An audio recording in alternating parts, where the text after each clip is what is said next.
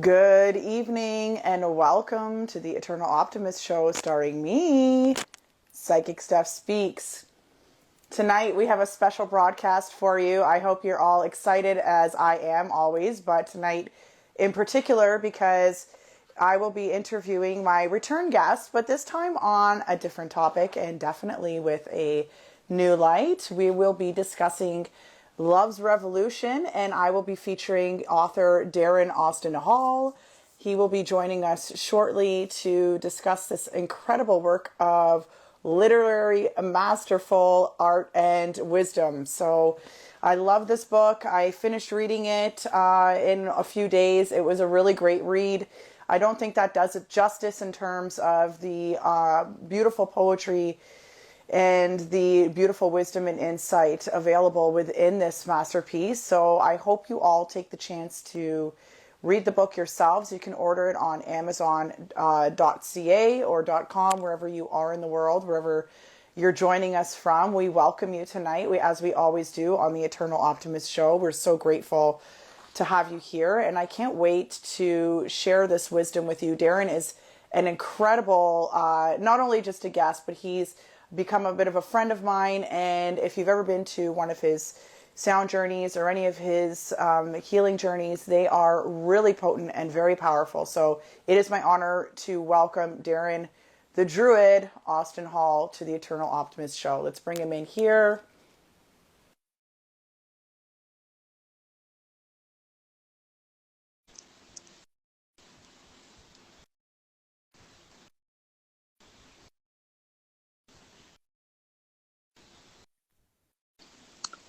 Yo, yo, Good evening, Darren. How are you? I am good. How are you? Oh, I'm fantastic. I'm elated. So thank you for joining us tonight. My pleasure and honor to be back with you. I was just reminiscing that I think the last time we did this, I was in cold Scotland. Oh, you were, yeah, yeah. That's crazy. That's wow. And now you are. In very, very warm Costa Rica. All right. So I'd say I'm jealous, but actually today was a really beautiful weather day in Southern Ontario, and we're welcoming the spring, Yeah, the equinox. Definitely, I think actually we were just, for the audience sake, we were supposed to broadcast this show last Thursday, and it couldn't actually have come at a better time. We're sort of settling into the energy of Pluto in Aquarius, that rebellious energy of Aquarius, and the spring equinox. So I feel like the dust has settled a little bit. I'm very psychic, so that was a huge shift within me to integrate. So I'm glad we chose tonight instead. yeah. It is quite a portal we're going through with the whole Pluto Aquarius thing as well. Yeah, yeah. So I don't know how you were feeling down in Costa Rica, but it was just so intense. Yeah. I mean, it's. I just think on planet Earth in this lifetime, it's ever intense, just ever intense. Just really about building one's resilience, I think, spiritually is just the name of the game. Wellness, all the things need to be, yeah, online, I think, these days. Yeah, I love that you mentioned wellness. In fact, actually, you mentioned quite a lot in your book, in the book Love's Revolution, which we'll be getting into it a little bit deeper. But since we're on the topic, I really like that you integrated yoga and all these different disciplines into the Love's Revolution. And I mentioned this a little bit in my story today. I actually felt like this was a manual as much as it was a cultivated work of poetry and wisdom and editorials by you. I also felt like it provided the reader or humanity in general with tools, with insight to move forward into Love's Revolution and not sort of feel like they're left wanting for how to walk forward and how to move forward into this new dynamic of human interaction and engagement. Yeah, absolutely. I mean, it's great to see the book in your hands. I still Yeah. don't have a book because I'm in Costa Rica. It takes forever to get these things down here. Um, yeah, I mean, when the book really came about, it was an intuitive journey, and I mean, it was a 4-year process, really. uh, there is so much that, I mean, I'm such a natural teacher. I love teaching, and I feel that's one of my roles to play on Earth in this lifetime. It's just, first of all, to be an ardent student of all these beautiful spiritual and healing arts that are just blossoming all over the world for good reason, because we are in such a prophesized shift point. And then when it comes to sacred sexuality, there is, yes, there's the poetics in the book, there's the romantic flourishes, there's so much beauty and ecstasy in the energy of love, especially romantic love and intimate love. But there is practicalities as well. And I'm glad that that came across for you, the kind of idea of it being a manual, because, yeah, that is definitely something that I want to come across. And I will be launching an online course very soon as well to dovetail with the book, where people can actually take things into more of a practical experience. Because reading and the intellectual apprehension is one thing, but when we have embodied practices, which some are instructed in the book, especially the last story, the Jesus and Mary Magdalene story, because even though it's like this spiritual erotic story, there's this narrative within there where two of their students are having this kind of falling in love, and they're having these reminiscing moments of either Jesus or Mary teaching one of them. And it was my intention to really have that as almost like a teaching story, so people could really understand some of the techniques, because there is sort of a technique and a methodology around sacred sexuality. Yeah, and actually, we'll get into that a little bit more. I kind of want to move through the book in like a progressive sort of way, in a timeline kind of way, a linear way, even though it's not a very linear book. But I think that there's a lead up to that. I feel like there's a lead up to that the rest of the book is really important to highlight first. And that's where I actually got that download, was like, oh, this is a very interesting story, and it really kind of ties in everything that I've read up until now, that last story of Jesus and Mary Magdalene. And I felt in that moment that this was actually like reading a manual.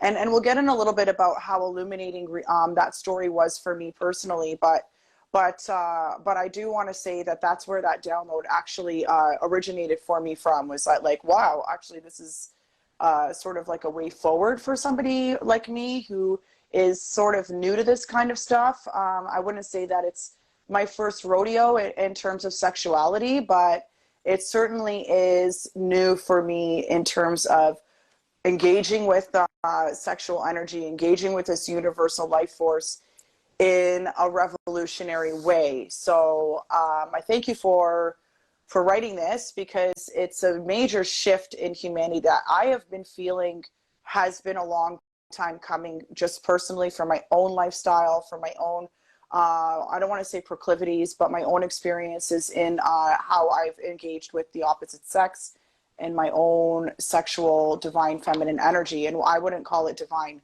at all at this point, but I don't want to shame myself or my past choices either. Yeah. Yeah, I mean, it is to me one of the paradigms that needs to be kind of integrated right now for us as we do shift into the new earth, which is not just a new agey thing. It's something that a lot of, I learned through my indigenous teachers, this idea that we are living in a time of immense worldwide change, collective change on the deepest level of our species. And it is really, at least my indigenous teachers were really emphatic about, this is a return to the earth, a return to a sacred reverence and rapport with nature. And our sexuality is a natural part of what makes us beautiful. It's an expression of our nature, of our essence. And part of the wounding around our sexuality is that we have, and I get into this in particularly the first story. I mean, the book, there was a very intentional structure that I worked through with my editor, and we start with the story, The Rise of Eve, which is kind of one of the most foundational creation stories of Western civilization, or Western Christian civilization. And then we end with this tale of Jesus and Mary Magdalene, Jesus being probably one of the most controversial and praised and beloved historical figures. And then, of course, we have Mary Magdalene rising right now exponentially into human consciousness as a kind of phoenix of this divine feminine energy rising back up to come into this equanimity with the masculine. And I do feel that sacred sexuality is a universal medicine, and it is a revolution in a sense that I think all over the world, if you have a keen eye to these things, you're seeing this tantric workshops and retreats, the divine feminine circles that are being created. Now you have the men's work movement, and a lot of this is derived about reharmonizing the masculine with feminine, men and women, all proclivities of humanness. And sexuality cannot be ignored in that. Sexuality is truly the expression of unity and love. And part of the dilemma on our planet is we've been so divorced from our nature. And when I look at kind of the Christian stories, which is a lot of the religious stories. I mean, you see this also in Judaism and Islam, the 3 Abrahamic religions. You see this kind of judgment that humanity is inherently flawed, this victim of original sin. And that was one of the intentions for me revising the story of the rise of Eve, because in a lot of ways, that's where that kind of germ, that virus of distortion started. This notion that we did some shameful thing to elicit the wrath of God, and were punished by losing connection with the sacredness of paradise, which is truly just earth naturally is a paradise.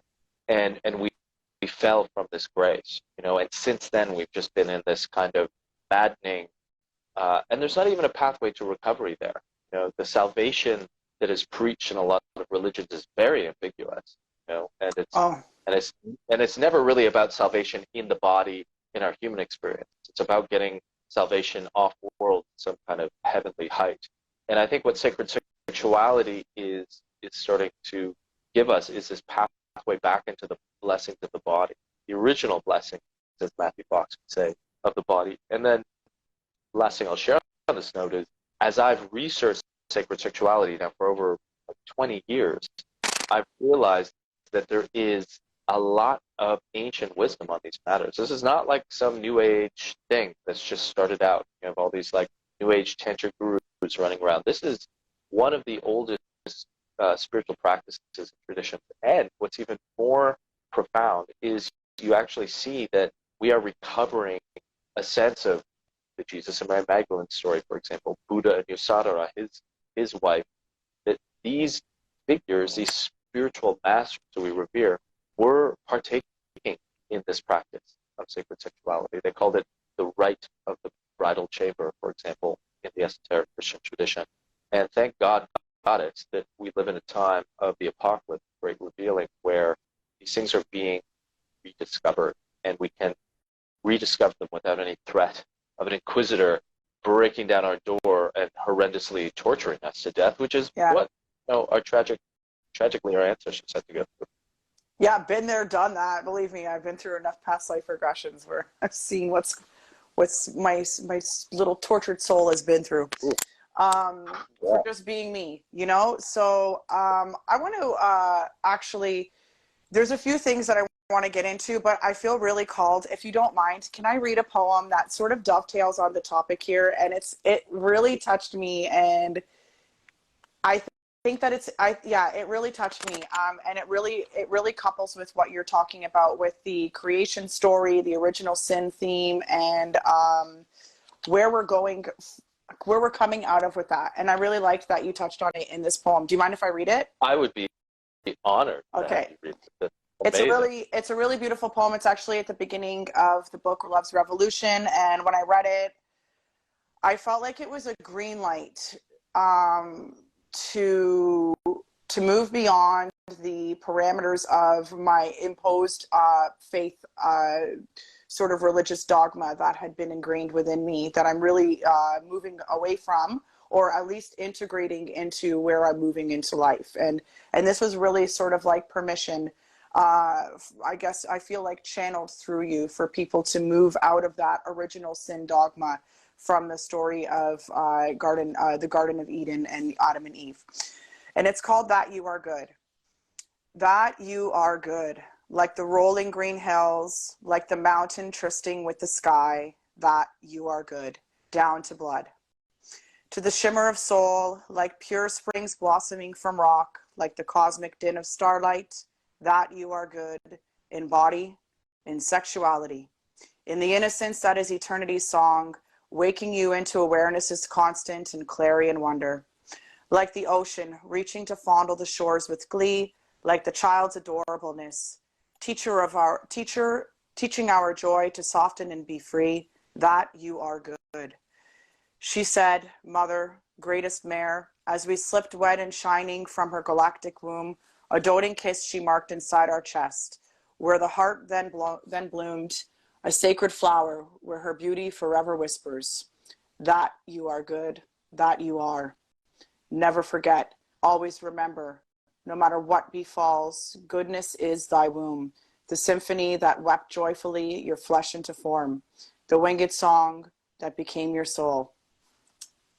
And I really love that. It was like we are inherently good, you know, no matter what we've been taught, how we've behaved, the choices we've made, and what pop culture or society wants to say. This poem was really permission to remember that we are good. We are inherently good, and we were born that we were not born sinners. That is such a lie, an illusion, and a fallacy. And we may touch a little bit on why that is, but I thank you for putting that to paper because it was really meaningful for me. Wow, it's so intriguing, hearing you read it to me, read it to all of us, and thank you for that.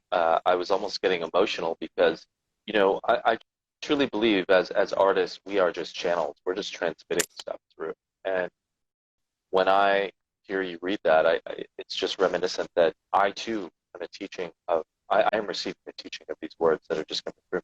And yeah, I'm so glad you shared that one. That is one of my favorite pieces in the book as well. And it can't be said enough how deep this wound goes of shame, that we have been shamed for thousands and thousands of years, and forcefully through violence, through crusades, through war, tortured to the point where we would submit to this doctrine that we are fallen, that we are shameful. And when you start to reverse that, and you start to really just allow yourself to be acknowledged that you are good, that you are actually made by this great divine mother. Some people call it mother, father, but I've been really, connected to the goddess. And when you really put yourself in that, even a visualization of being held in the arms of this divine being that crafted all of our souls with so much beautiful intention, it cracks this armor that we've had to wear, and it does something so deep. It reverses a lot of that shame wound that has caused so much distortion. And yeah, it just brings such a tender space. And I just hope more and more people are doing that work to really just at the inherent level of whatever's happened to you in your life, whatever trauma you've gone through, whatever bad things that we may have conducted in our life. We live in this dualistic reality where we can do, good things, we can do bad things, but it's all kind of united in this teaching of karma and dharma. But at the essential level, when we remember that we are blessedly beautiful and good on the level of the soul. You just look at a human child. I'm living with one of my dearest friends here in Costa Rica, and I'm the godfather to their newborn child, Luca. And just being around this child, the Taoists in ancient Orient would say that being around newborn children allows us to remember what they revered as our original nature, and you see the beauty, the innocence, and that's medicine as well for everyone to remember. Especially when we feel very wretched, we feel like we've done vile things, or we're victims of circumstances that are just like so horrendous to deal with. Just think back when you were a child, just filled with that wonder, innocent, that just like indomitable lovableness that we all carry in. Absolutely. It's hard to remember when you've seen, I'll speak for myself, when you've seen just so many horrible things. And I've immersed myself in the darkness of society for so many years that like I've just sort of became consumed by it, that I didn't think that there was anything else in life other than like sexual proclivities and transactional sex and just the underworld, the bowels of society, just being immersed in that for so many years. It really is a refreshing breath of fresh air for me to read this book and see like, wow, I didn't even know these things existed. So, so that being said, I have one more part of your book that I want to read because I think that it's a really good prelude into where we're going with this conversation. If nobody knows our private conversations, but I'm a little bit of a tinfoil hat person, and I really wanted you to come on and like, let's talk about some, like whatever stuff, right? And you're like, well, why don't we talk about my book? And then once I started reading, I go, oh yeah, Darren's on the money. So, so like, I also found it very entertaining and soothing to the tinfoil hat aspect of my soul. And I'm not, and the difference between a conspiracy theory and truth is time. So anyways, we're starting to come to realization where we are in the spectrum of the timeline of humanity. And you say in your book, I believe war itself and the whole noxious system of patriarchy is rooted in a collective despair of sexual ill health, romantic poverty, and a lack of harmonious and skillful bonding between men and women, whether in partnership or respectful alliances or friendships and community.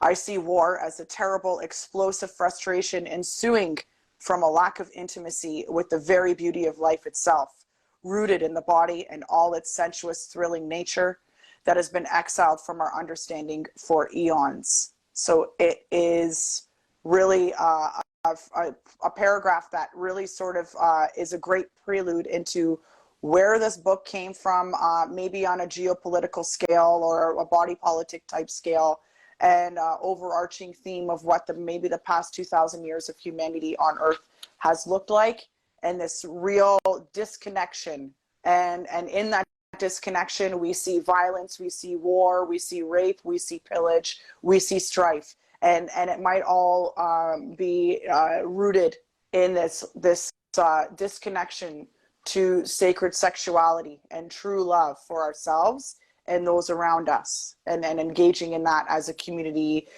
in couplehood and in friendships. So I really like that you said that. It really tickled my soul, if you will. And I wanted to ask you from there, what is Love's Revolution, and where did this book come from? Like, how did this book come to be? I think it's a really beautiful story that I'd love to hear you share with the audience. Yeah, thanks, Steph, and thanks for reading that passage. That's a very good one. It's poignant, and it feels like kind of the essence of the book in a way. Yeah, I mean, the practical terms of this book's creation was truly, I've been a recording artist. I've been mostly making sound healing music for the last decade, and I've been writing as much as making music, but it's been more in the background. And about 4 years ago, my astrologer, who put me on the path of sound healing, she's one of my master teachers, I see her every year around my birthday, she said that, you're entering into a very Mercury time. Mercury rules over communication, and publishing and writing. She said, you've really, really got to bring books out into the world. And I kind of laughed. So I was like, I know, I'm going to get around to it one day. I should start. And I have many books that are going to be coming out in the next few years. I've spent so much writing on my computer that I've been doing over the years. But she really stressed, no, you don't need to write a new book. What I'm seeing in your chart is some kind of stellar alignment that's saying that the book is already written. You just need to gather it. And I was like, oh, that's interesting. And then I went on my computer and I just started to realize that I had copious amounts of writings on sacred sex, love poetry, spiritual erotica, which was this kind of genre that I feel like I'm helping pioneer along with others. The meeting of spirituality and our sexuality in the most sexiest, sensuous, beautiful way possible through poetry. And when I start to gather these things together, it just started to become this bigger and bigger document. And then it eventually ballooned to about 200,000 words. It was just massive, and it was poems, essays, short stories. And I started just like kind of, it's this huge process of just mapping it out into chapters, which was a very arduous part of the journey. But there was a certain moment when I was really overwhelmed, and it was really actually when I found my editor, wonderful Jamie Flares, who she did a whole edit of the book and actually came out with this new structure and challenged me to write introductory essays that would introduce the subjects more clearly and produce this kind of graduated flow, which I thought was such a masterful idea, which required a lot more work, but it allowed me to actually get into the body of the work in a deeper way. And it also made me realize there was 2 volumes. So this is really the first volume. We really had to like cut half off because it was just so massive. Wow. So that was kind of the incipience, but like the deeper, I'd say, origin of this book is that, all these writings like that I've been writing over the years, I think they just came from the fact that I was always a deeply sensitive,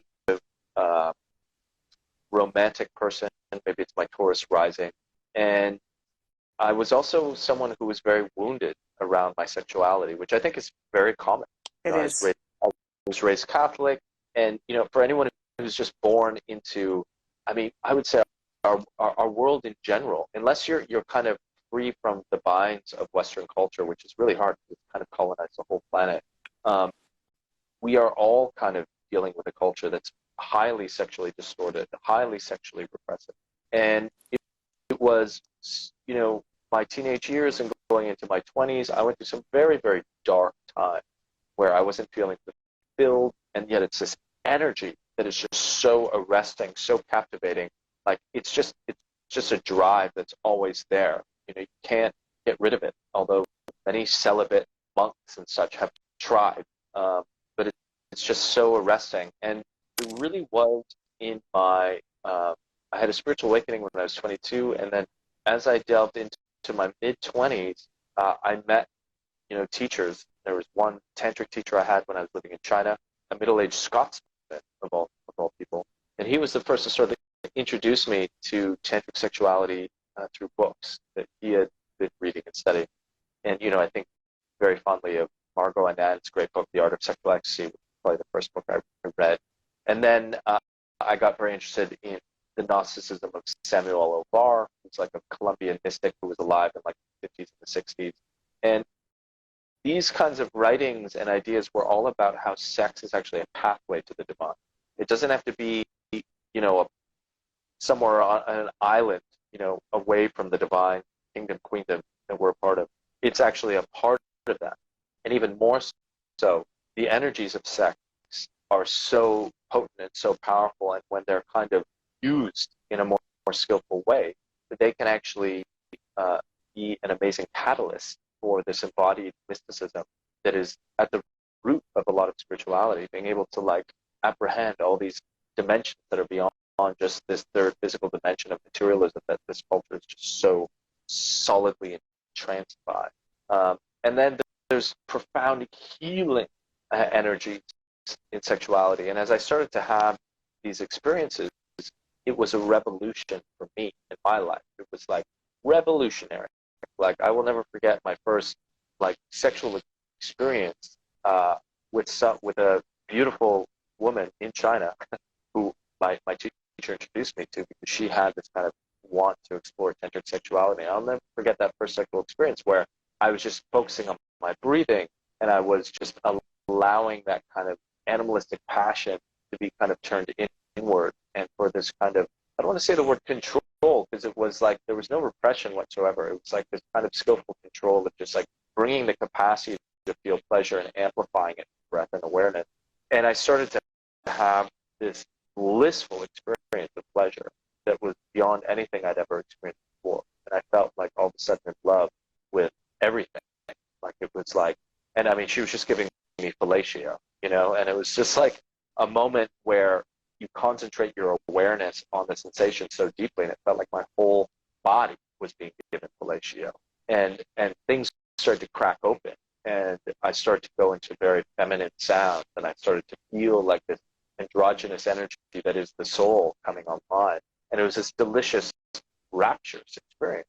And it was completely mundane. It was like in the afternoon, we were just in my bedroom and we were just having this experience. But I discovered in that moment that, wow, when sex is done in this different way, with the mindfulness meditation practices that are, inherent in spirituality, it can totally create a whole new experience.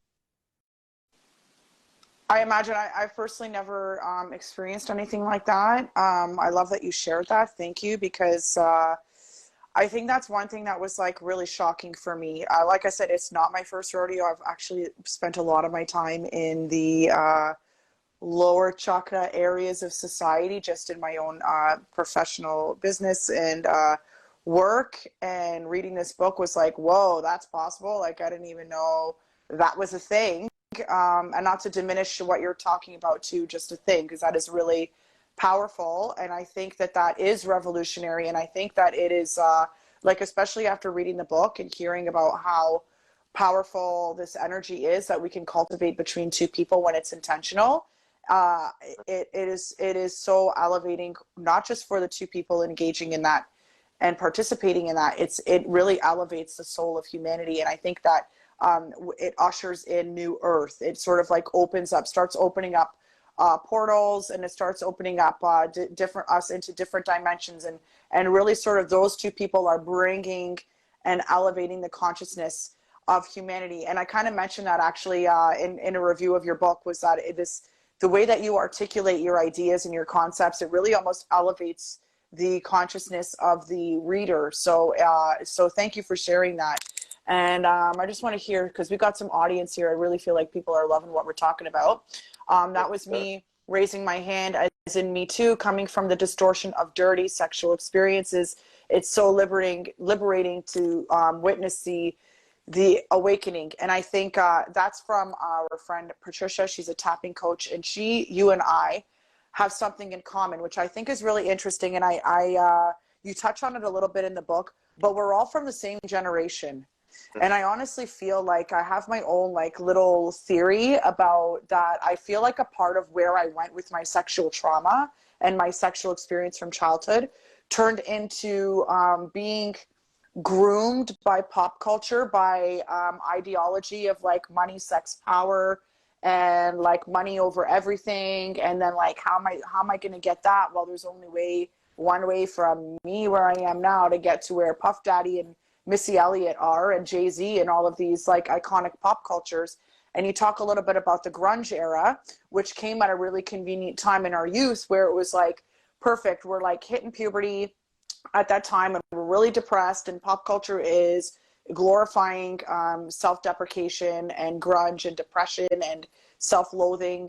And then we sort of grow into this Britney Spears, I want abs, I'll do anything to look like that. Christina Aguilera thrusting herself in a boxing ring, and it's like, oh my God, yes. And then Jay-Z and Beyonce and all of this stuff. And it's like, it sort of took us through this process of like, we're nothing, we're worthless, life isn't even worth living.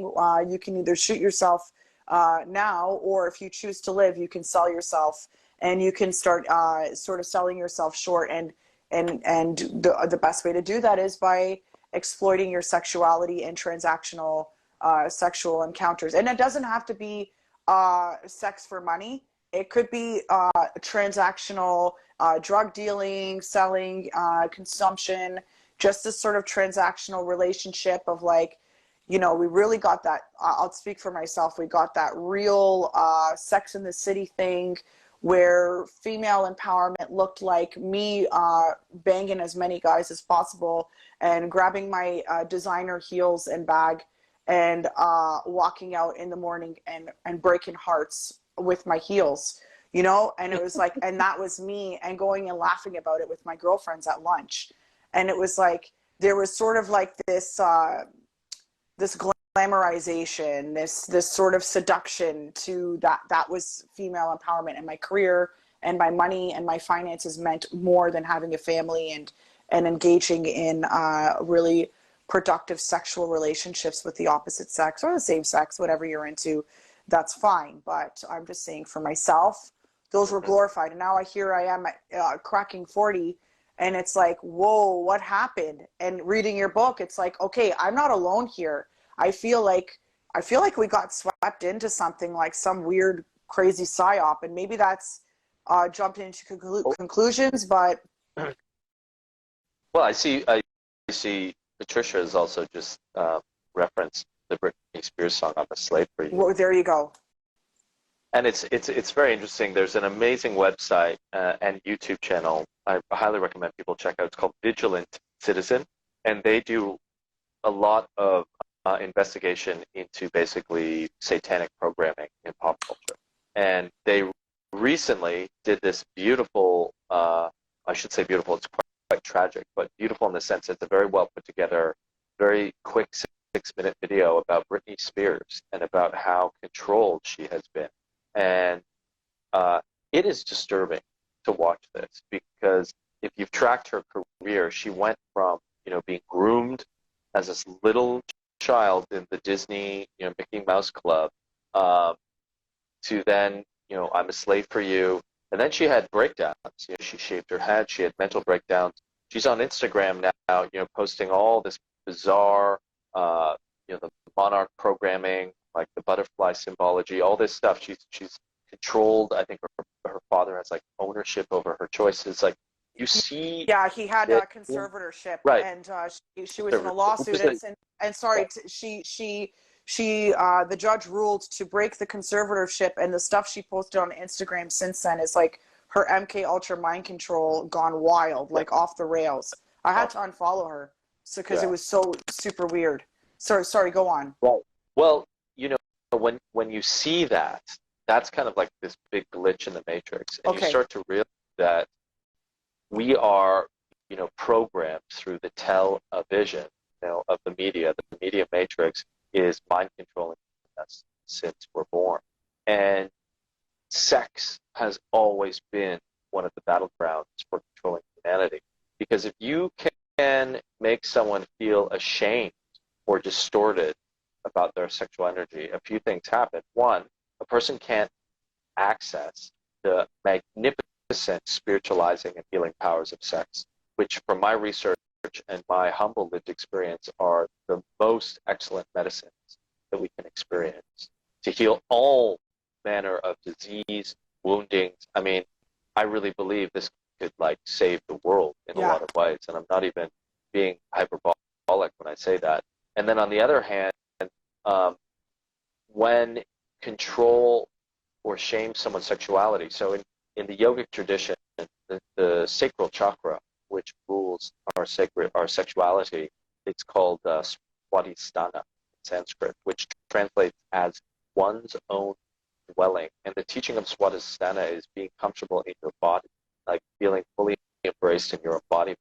And when you shame someone's sexuality, as the Garden of Eden story did, when Adam and Eve fell, the first thing they did was they covered their naked bodies in shame, their genital, their sex. You cut someone off from their body, and it puts them in their head, in their intellect. And, just to like constellate a lot of things in a kind of hyperspace of thought here, now we're seeing AI, being brought out, which in my mind has utility in some way, because let's face it, we live in a world where, the rational, computational is an important aspect of a reality that is based on quantitative science. But the feminine is the qualitative science, and that's about embodied intuitive wisdom. And that's just as important as the computational. And the threat of AI is that it's kind of like the pinnacle of this misogynistic culture when it's divorced from that other feminine side, which is what science is really based on. So it's like, I think, therefore I am, Rene Descartes says, well, I think, therefore I am. What about I feel, therefore I am? Both those things should be at play. And then the last thing I'll share on this, which is like mind-blowing for me, and I actually wrote a poem in the collection called De-Armoring for Wilhelm Reich. And for those who don't know Wilhelm Reich, he's one of the most important thinkers of the 20th century and modern history, in my opinion. And he was a contemporary of Freud, a student of Freud, rather, but he broke away because he had his own ideas about sexuality. And he wrote this book called The Mass Psychology of Fascism, which was his analysis. It was like he was psychoanalyzing Nazi Germany. because he had Okay. he fled. I think he was living in Germany and fled Germany, and he said basically that if you look at authoritarian regimes, of which we are all, we think we live in democracies. Yes, there is democratic elements to our cultures, but there's also something very authoritarian about how our culture works. It's just the masquerade of the matrix makes it seem not so much, but of course with the pandemic, we got to really see the authoritarianism. And what he says, Yeah, just a little bit. and what he says is that an authoritarian system is set up where human beings think that, or they're really made to submit into an external authority outside of themselves to gain access to truth, to be governed in their life, whether it's politicians or the priesthood in Christianity, who are the authoritative ambassadors to God, not us who are sitting in the church. They are. We listen to them. We get our orders from them. The only way you can set up that authority complex is if you cut people off from their body's intuitive wisdom, that gut knowing that this isn't right, this doesn't feel right. So our body is where wisdom is. It's where our intuition lies. We know truth in our bodies because we feel it. It's a feeling.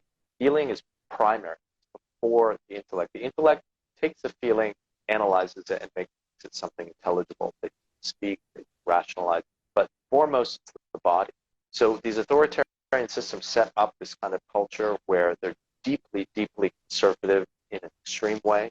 There's beautiful sides to being in a conservative culture, but it takes the traditions and it makes them highly repressive and oppressive around sexuality. Yeah. Shames the body, shames sexuality. You think of the Victorian area where everyone's wearing corsets and everyone's like painted faces and everyone's like super proper. It cages you and it cuts you off feeling that authority that is your own body, your own fucking heart. And that's what all these systems are based on. And that's like, wow. When I see that context, and the last thing Wilhelm Reich says that's important is he says one of the best ways to barometer this, to really see how embodied someone is how skillfully and easily they can surrender to sexual bliss. Because when you are in the sexual experience, you have to be embodied, or else it's not going to be very pleasurable. But when you're able to go into the body, there's infinite realms of feeling that can be more and more and more and more used.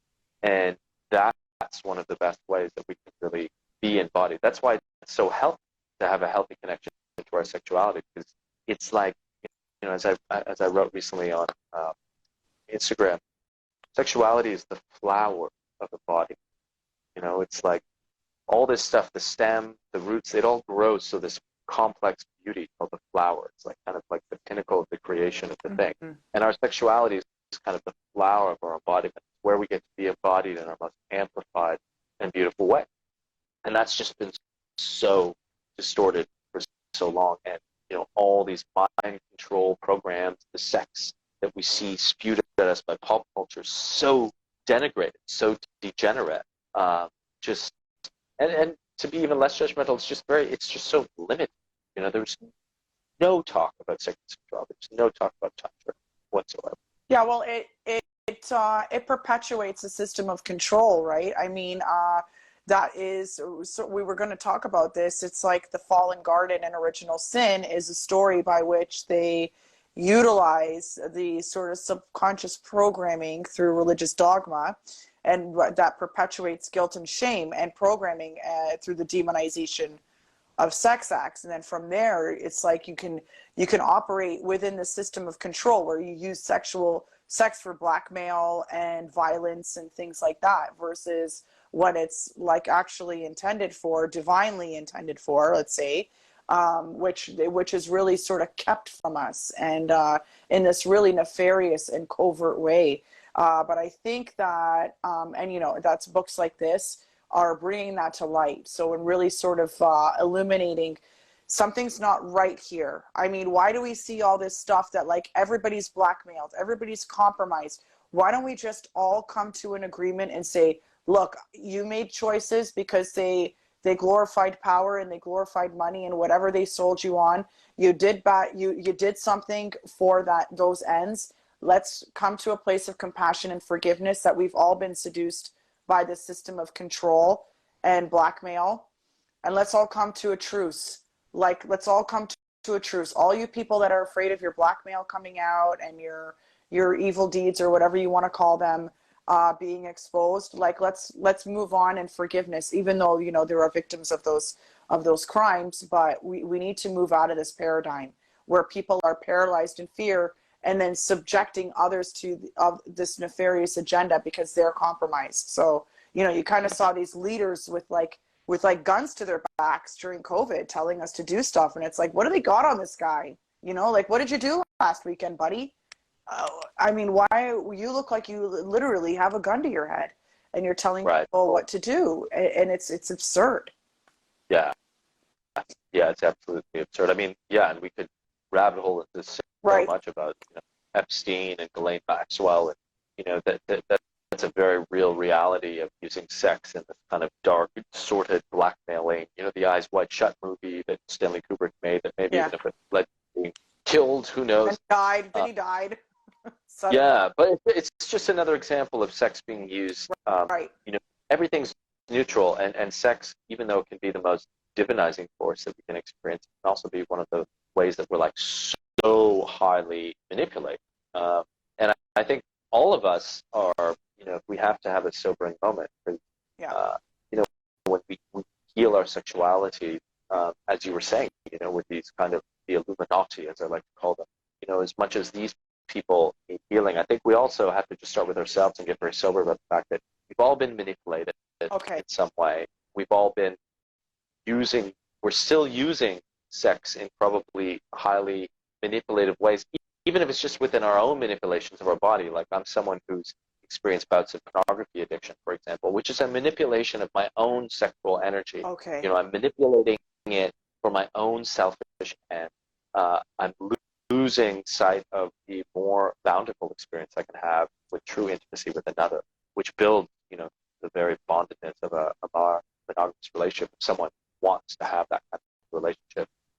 But I even look at it in the social media platforms, and this may sound a bit controversial, but, we talk about this idea of thirst trapping, of people using sexual images to sell, to gain likes, to gain followers, and you see this in some of the shadow wounds of the feminine, and this can be a bit of a controversial thing to say because, we're at the same time trying to have this authentic rise of the feminine, but at the same time, we don't want it to just be all about like women having this liberated sexual experience as the source of their power, because women are way more powerful than just their sexuality. Yes, it's definitely a doorway. I mean, I remember the first time I had an intimate experience when I was a teenager with a woman, and she went into full abandonment of her sensuality. I realized, wow, this is powerful to see this woman so alive in her sensuality in a way that me as a man, as a young boy, well, young man at that point, I didn't have access to. That was like, wow, there's power there. So there is something powerful about that.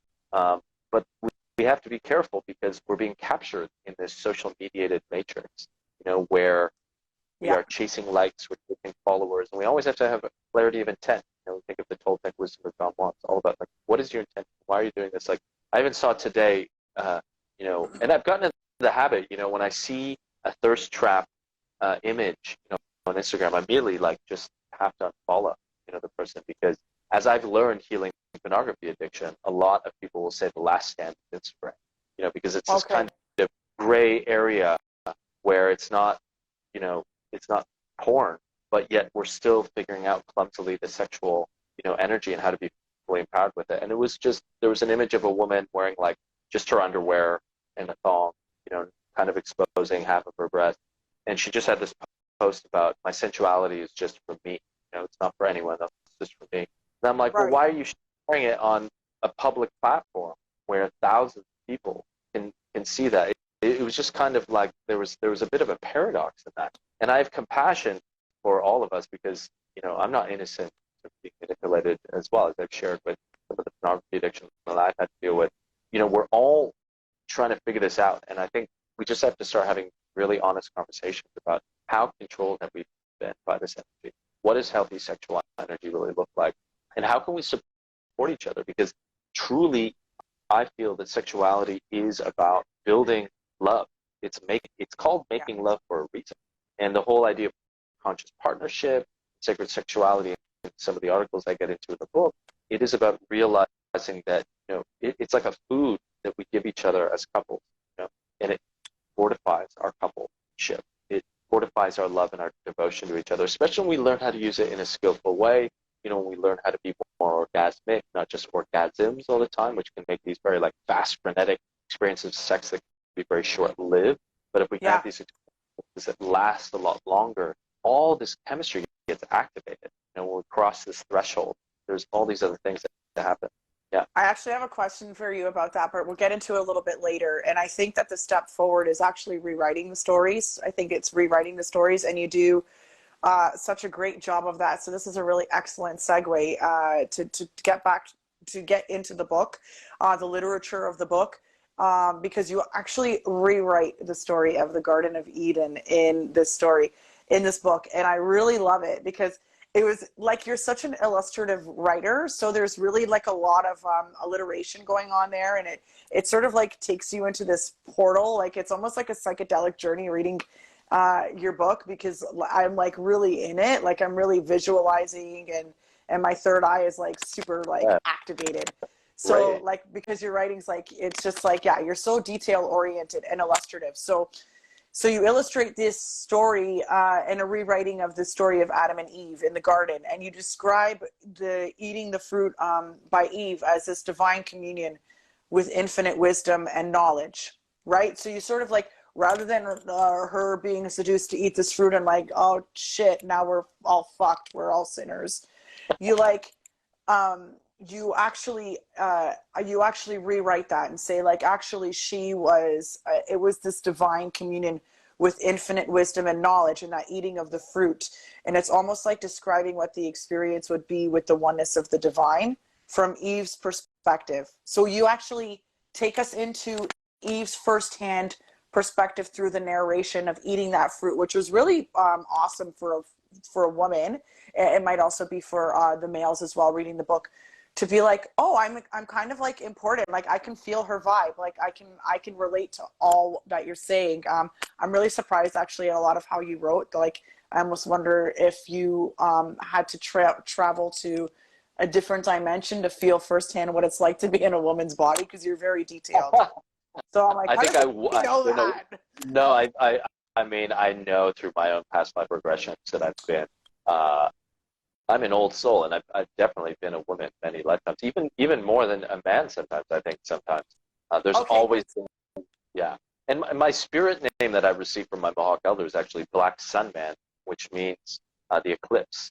And she told me the reason I've been given this name is that I have almost a perfect balance between the masculine and the feminine, which was so clarifying, because for years I felt this kind of war within myself. So I always had this very feminine side to it. Oh, just Patricia signing off. Thanks so much for being Patricia. with us. And I'd always had this kind of, shame around this more feminine side. And then, even the trickier path of like how to relate the masculine and the feminine within us,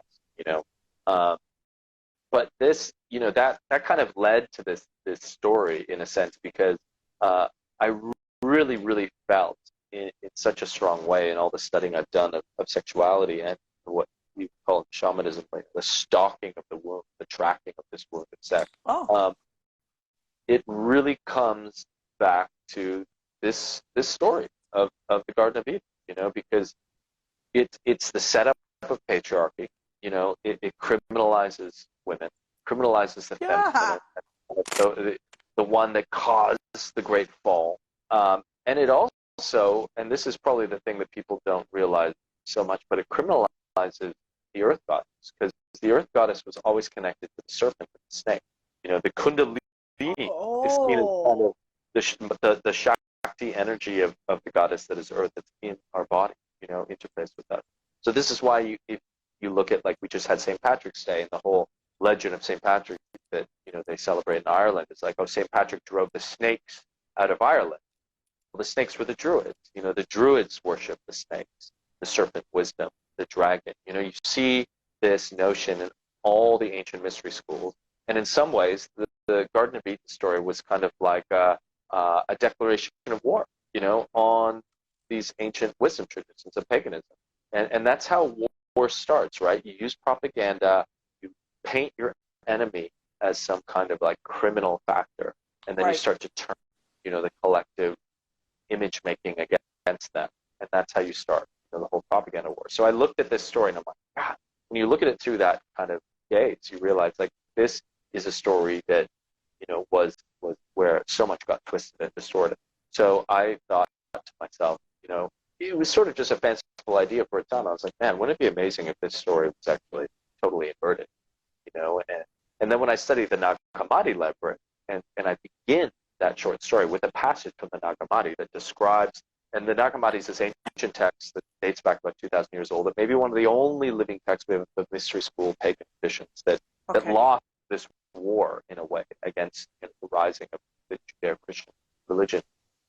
But in this passage, Eve gets attacked by these demonic forces that they call the Archon, and instead of being this like weak-willed little like temptress, or who falls into temptation, she does some kind of fucking ninja shit and like throws mist in their eyes and laughs at them and disappears. And you're just like, oh, Eve's like got some Neo shit going on, Yeah. And when I read that, I was Empowering. like, maybe it's actually this empowered figure, Yeah. And then, because, sorry, because even just from the beginning of Genesis, like I don't know how many people have read the Bible, but like it really paints women as this inferior form of life. Like we have one less rib because Adam donated a rib to us. Like, are you kidding me? Or we're subservient to men in some way. And then not only that, like now we are the one that like threw us into the throes of original sin. Like, thanks a lot, woman.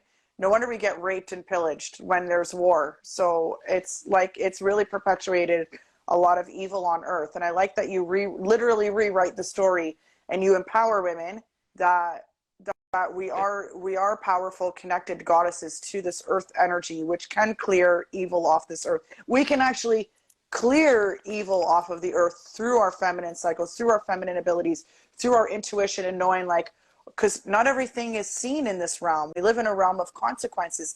Not everything is seen. So some things are unseen forces, but it doesn't mean that they haven't invaded our space and haven't infiltrated the within us and around us, the spaces within us and around us. And those need to be cleared. And being a woman and having that psychic intuition, you can feel that and say, like, something's funky up in here. I'm going to clear that energy, right? So they've really diminished that light versus, like you said, that serpent, that coil of light, that illumination of that energy field within us, that when chakras are cleared and flowing properly, we are aware of that. And when they're not, that's time to clear, and that's time to transmute the energy through the Earth Mother, which is a tool to clear. 100%, and 100%, like I was just telling a friend today, she's on her moon time, and I was like, I just said thank you for your service. She's like, what do you mean? I'm like, well, I was taught by some of the shamans that I've worked with that when a woman bleeds, first of all, your blood is magnetizing your soul, your embodiment, so you're cleaning your soul. But the shamans, certain ayahuasca traditions, not all of them, will not allow menstruating women to the ceremony because they say you're cleaning the world's soul as well. Like, and that power can actually totally topsy-turvy a ceremony. It's like, it's not a patriarchal thing. I'm saying you're so powerful, you're already on ayahuasca when you're doing your moon time. Be in that. Like, if you come into the ceremony, this is going to be like demons being cleansed for you and all this stuff, and it can overwhelm the ceremony. So I was like, wow, that's really amazing. And yeah, I mean, The Rise of Eve, it was the first story that I sent out as an advanced copy to people as well. So I've received a lot of feedback about the story, and the way it's touched people has been so profound. I've received so many beautiful messages, and my intuition was like, this story needs to be written into universal medicine. And some people have said, like, this needs to be, all of the world need to read this. I'm even in talks with people to try and make it into a film, because so many people keep saying it's so descriptive. I could see it as a movie, and I think it would be a really powerful film to have in Patricia's.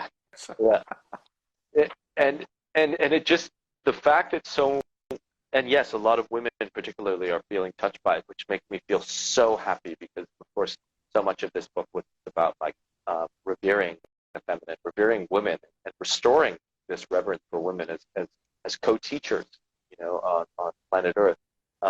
And the fact that it's touching so many women on that level just gives me a lot of faith that I was, transmitting something again, like this world channeling writers, and that I just feel grateful for being a vessel for that story to come through. And I feel it's time. It's time that these stories are retold, and that we are allowed this creativity, this liberated creativity to retell these stories. Even the story of Jesus, in Mary Magdalene, which is also another huge part of the book. Thank you for giving us permission to not be seductive Medusas. So,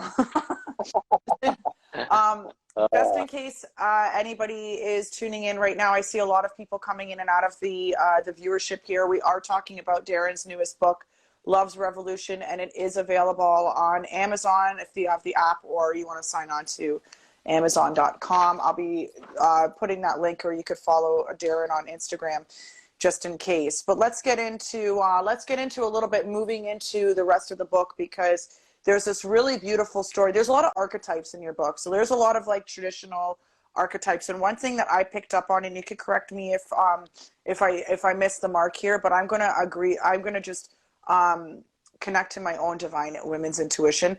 I really picked up on this one part of the book where you talk about love's tryst. And I felt like it was almost like the embodiment of the Romeo and Juliet type story, where we'll die for love. Look what love will do to us. What we can, the rapture of that attraction to somebody, that desire, that that young lust, whatever you want to call it, right? And these lovers in the throes of passion of wanting each other. You start Patricia's in her car.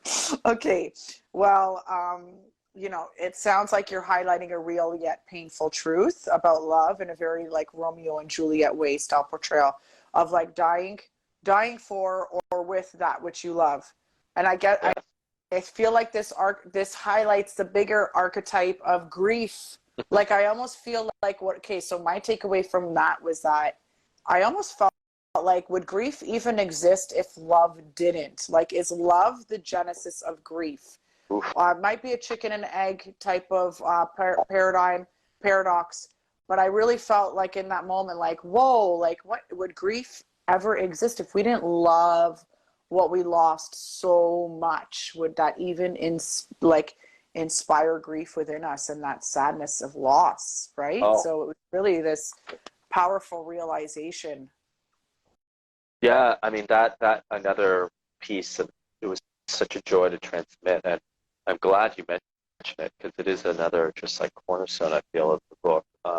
There's this ancient saying from the troubadours who, in the Middle Ages, there were this kind of wellspring of resurgence of pagan culture in the Pyrenees region, southern France, and Spain, and they revered the late, the divine feminine.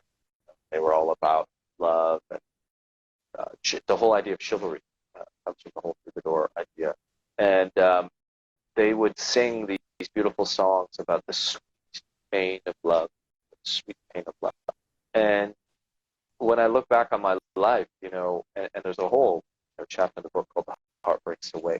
And heartbreak is just probably one of the most powerful initiations I've ever experienced in my life.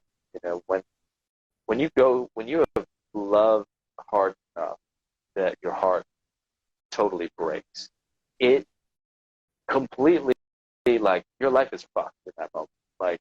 Now I've done enough grief work, and I've had enough beautiful teachers. I know if I go through something like heartbreak, I'm taking time off work. I'm gonna be with it, because I know that the feelings are so intense. They're gonna bring so many revelations and insights. There's also going to be a lot of really beautiful poetry that's going to come out. And, in this particular poem, The Tryst of Love, I was trying to really encapsulate this paradox of when you find someone that you choose to love and be in partnership with. And maybe if you find that person who you want to marry and spend the rest of your life with, whether it's conscious or not, there is this kind of just finitude to things. you know at some point one of you is going to die. Maybe you'll die together in a rare circumstance, who knows? But chances are you're choosing to love this person, and thus you're committing yourself to probably also feel the pain, one of the greatest pains in your life of losing this person. And the fact, Darren, no one ever tells you that when you're at the aisle, and guess what? You're also signing up to lose the person you're standing across from in a very painful way. Sorry, so go on. and yet, even despite that, everyone would still choose love, and Yes. that, and when I was in Scotland last summer, I went to Roslin Chapel, which is one of the great sacred sites on earth, and it was in the Da Vinci Code. That's where they said Mary Magdalene was buried. And there's this beautiful stonework outside of the chapel, and there's this big etched ancient affirmation of the stonework, and it says, "Love conquers death." And that just hit me. It was sort of like the what's it called, the epilogue of that poem, The Twist of Love. Because then I realized, yes, you will lose this person, but the fact that you're loving them even after you've lost them through the end, in a way, and especially if the love is strong enough, it's transcendent, it's immortal in a way. There's something just immortal about that, and who knows? There is tales that lovers follow each other through incarnations, regather, but there's something very poignant about that, and just to tie it to the whole paradigm of conscious partnership, which is another huge part of the book. It's like we need to have this kind of depth in our relationship. We need to feel things deeply again. This is why we need to restore romance. I think nowadays everything becomes so superficial with like dating apps and Tinder, and I mean, I'm old school. I think like men should be courting women. There might even be a reverse courtship thing that's possible too. But as John Lamb Lash, one of my great teachers, said, romance is an ancient tradition. It's not just rom-coms. There's something, the troubadours, for example, were all about, like, the knights would go out and do these gallant quests to show their virtues so they could earn the love of women. Earn the love of women. Isn't that interesting? And I don't think that's, I think that's right on the mark. Holy, stop what we're doing. This is so crazy, guys. I just pulled my tarot deck because I was going to go through it myself and say, well, the Knight of Cups is exactly what you're talking about. And look what card flew out. I shit you not, guys. Wow. The Knight of Cups. So the Knight of Cups is in the tarot, this romantic, I guess you could say, troubadour. Is that correct? Or this knight, that is sort of is coming to fill up his woman's cup, the romantic, the divine masculine, right? That young, coming before he's a king type of energy. So coming in knighthood to find his beloved. So that is, thank you, tarot. That is so cool. Well, and just to throw in one other nugget in the mix of this, Carl Jung, right, who seems to be still such an important figure in modern culture. He said that the whole point of human existence is to become individuated, which is to become your unique self. To really live your fullest expression of who you are. I think my next book, I think, is going to be called "Be You to the Full, Beautiful," which I always break down. Being you to the full. That's what real beauty is. But interestingly, he says this path of individuation. He says the surest way to become such a unique and strongly expressed individual, expressing your talents, yourself, who you really are, the self-realization path of yoga is through partnership. That's the crucible. Because when you're in a partnership with someone, that person is going to reflect you. You're going to get this incredible ability to look at yourself beyond your own ego, through the eyes of another. And if you are in a conscious partnership where you're both devoted to the path of your own personal growth and then supporting each other's mutual growth, that person's going to be giving you enthusiastic feedback on things you need to work on. And they call this the esoteric shortcut, some mystical Christianity as well. This idea that partners can really enthuse each other's growth.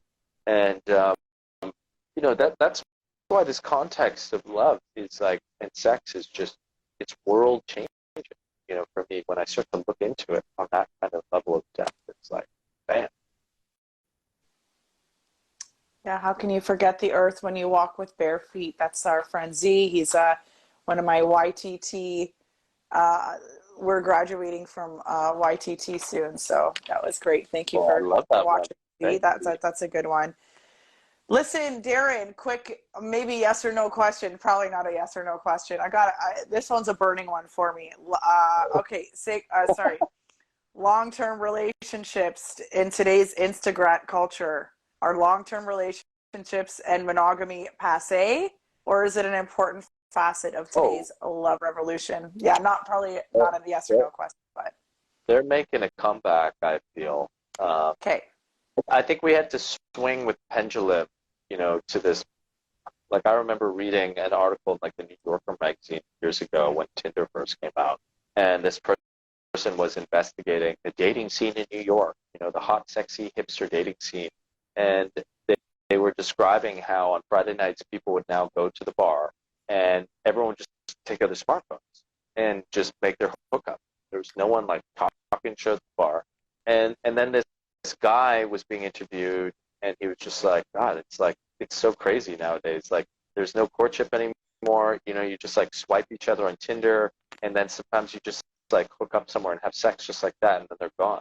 And he just felt like, I thought I would want that. I thought that's what culture was telling me was like hip and cool to do, but I just feel like devoid.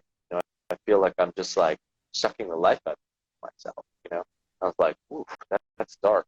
But I think we've swung into this place of just being, social media has made us all kind of objectified. Yeah. In the Vanity Fair of things, and it's so superficial.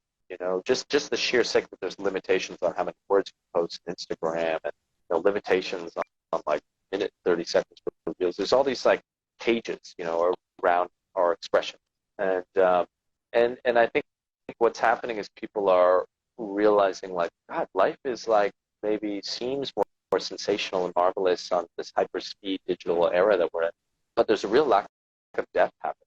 And then it's really rapid. When you look, and I think people are starting to really also look at pop culture and they're seeing all the shenanigans. They're seeing, all this kind of like dark, distorted stuff. I mean, it's more and more obvious that there's like just sheer satanic iconography.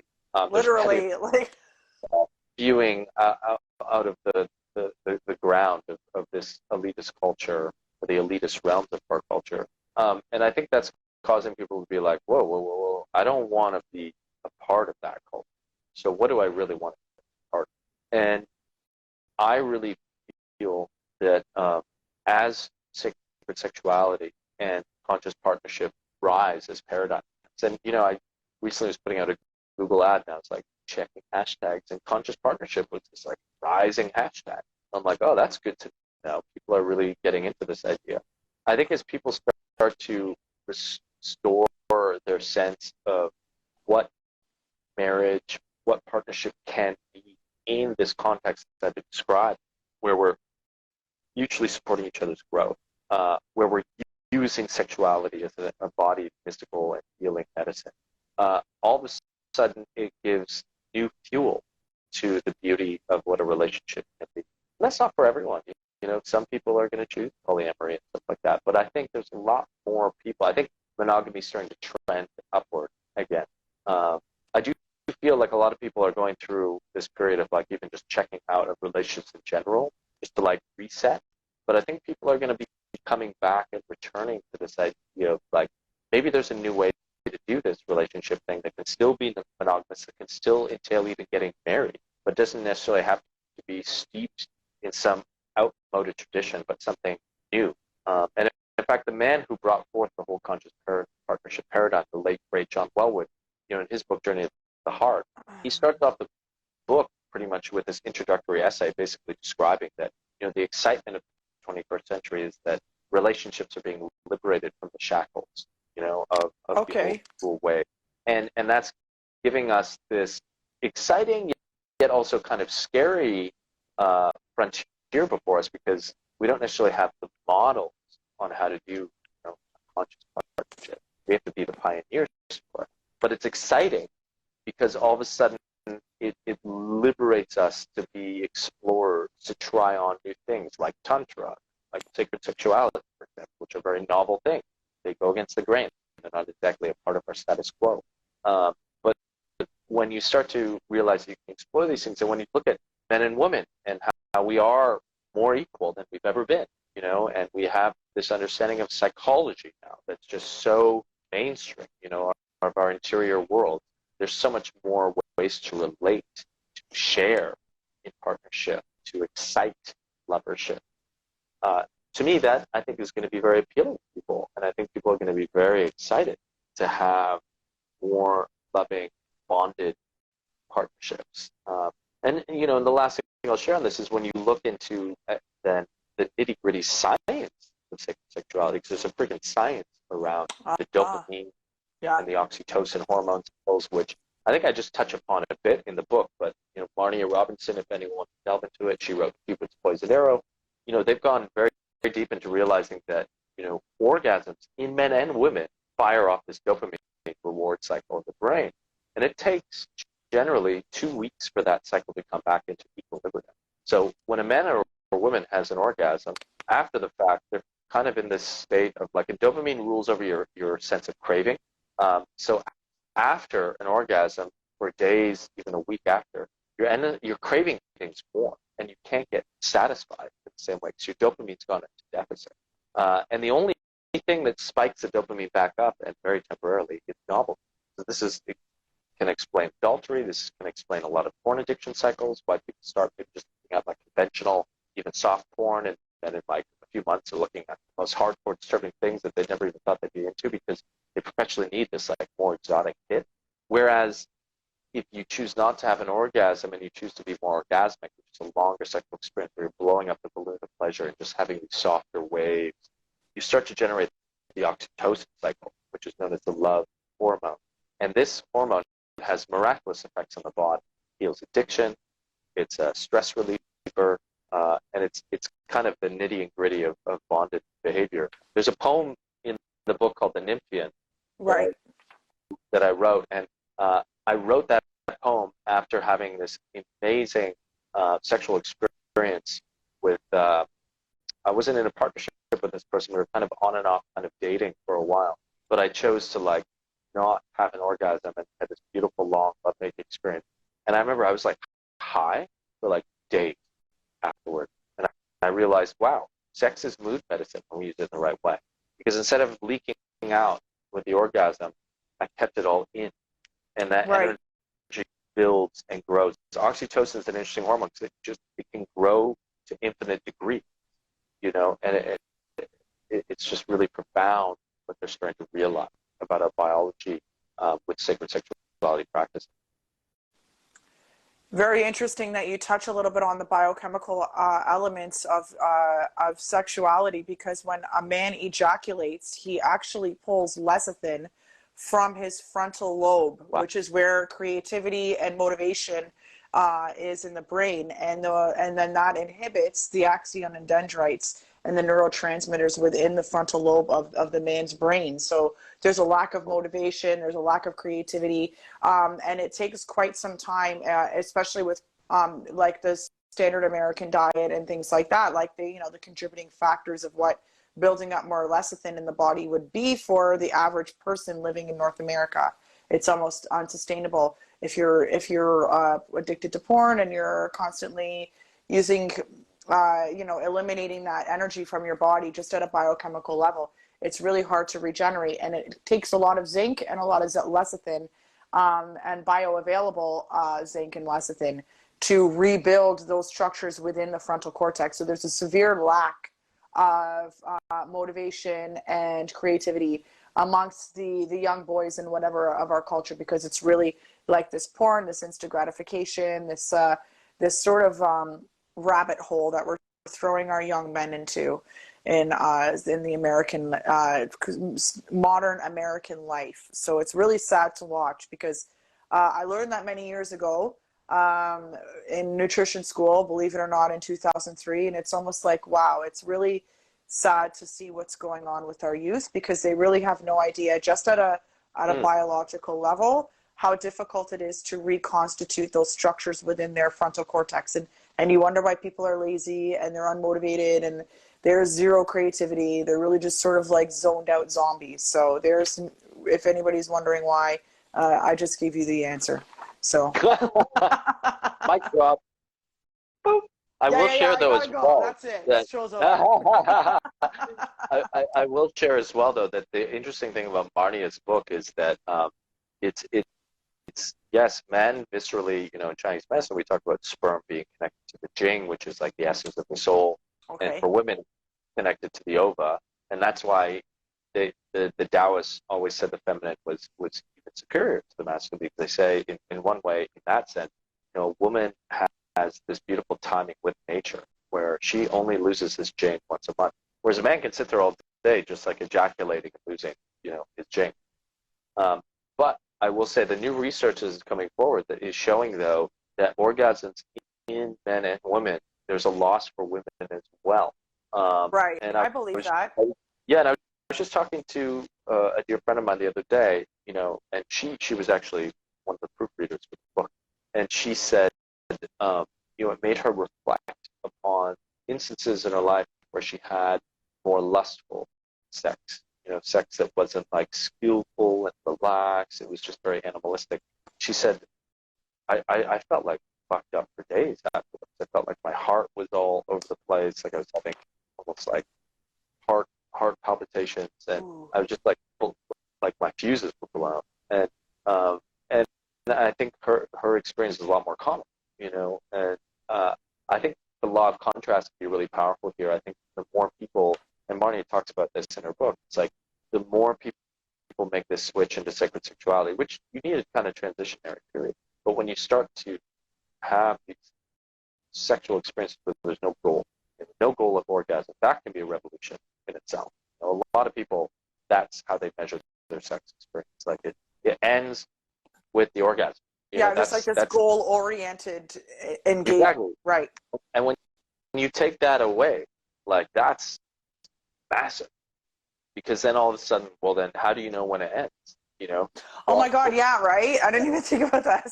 Wow. Okay, well, yeah. Well, first of all, it means it's probably going to last potentially a lot longer.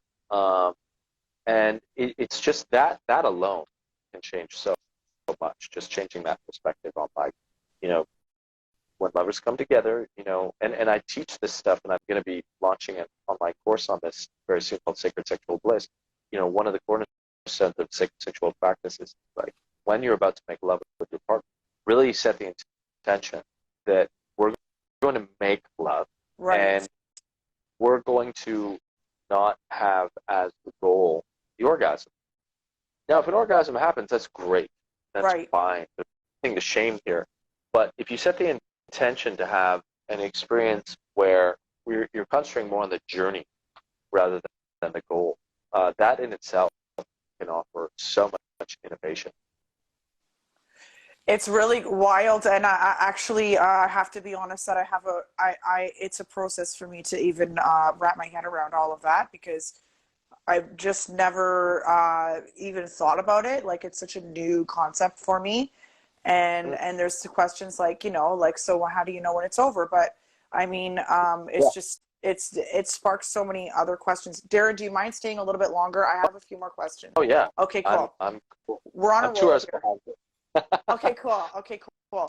And I hope the audience is enjoying that. Just for anybody tuning in, we're talking about Love's Revolution. Now we're going to get into a really interesting part of the book, which is and we've been talking a little bit about it. You've been dropping the sacred sexuality phrase throughout the interview, but I would like you to elaborate a little bit on what is sacred sexuality and what is the nympheon, because that's a big theme Ooh. that we come into towards the end of the book. And it was yeah, there's like a million questions I have around that, but let's just go with that. And and I mentioned Edgar Casey's prophecy in my notes, but I can't quite find it in my book, so I don't want to be rude and not pay attention to your answer. Absolutely.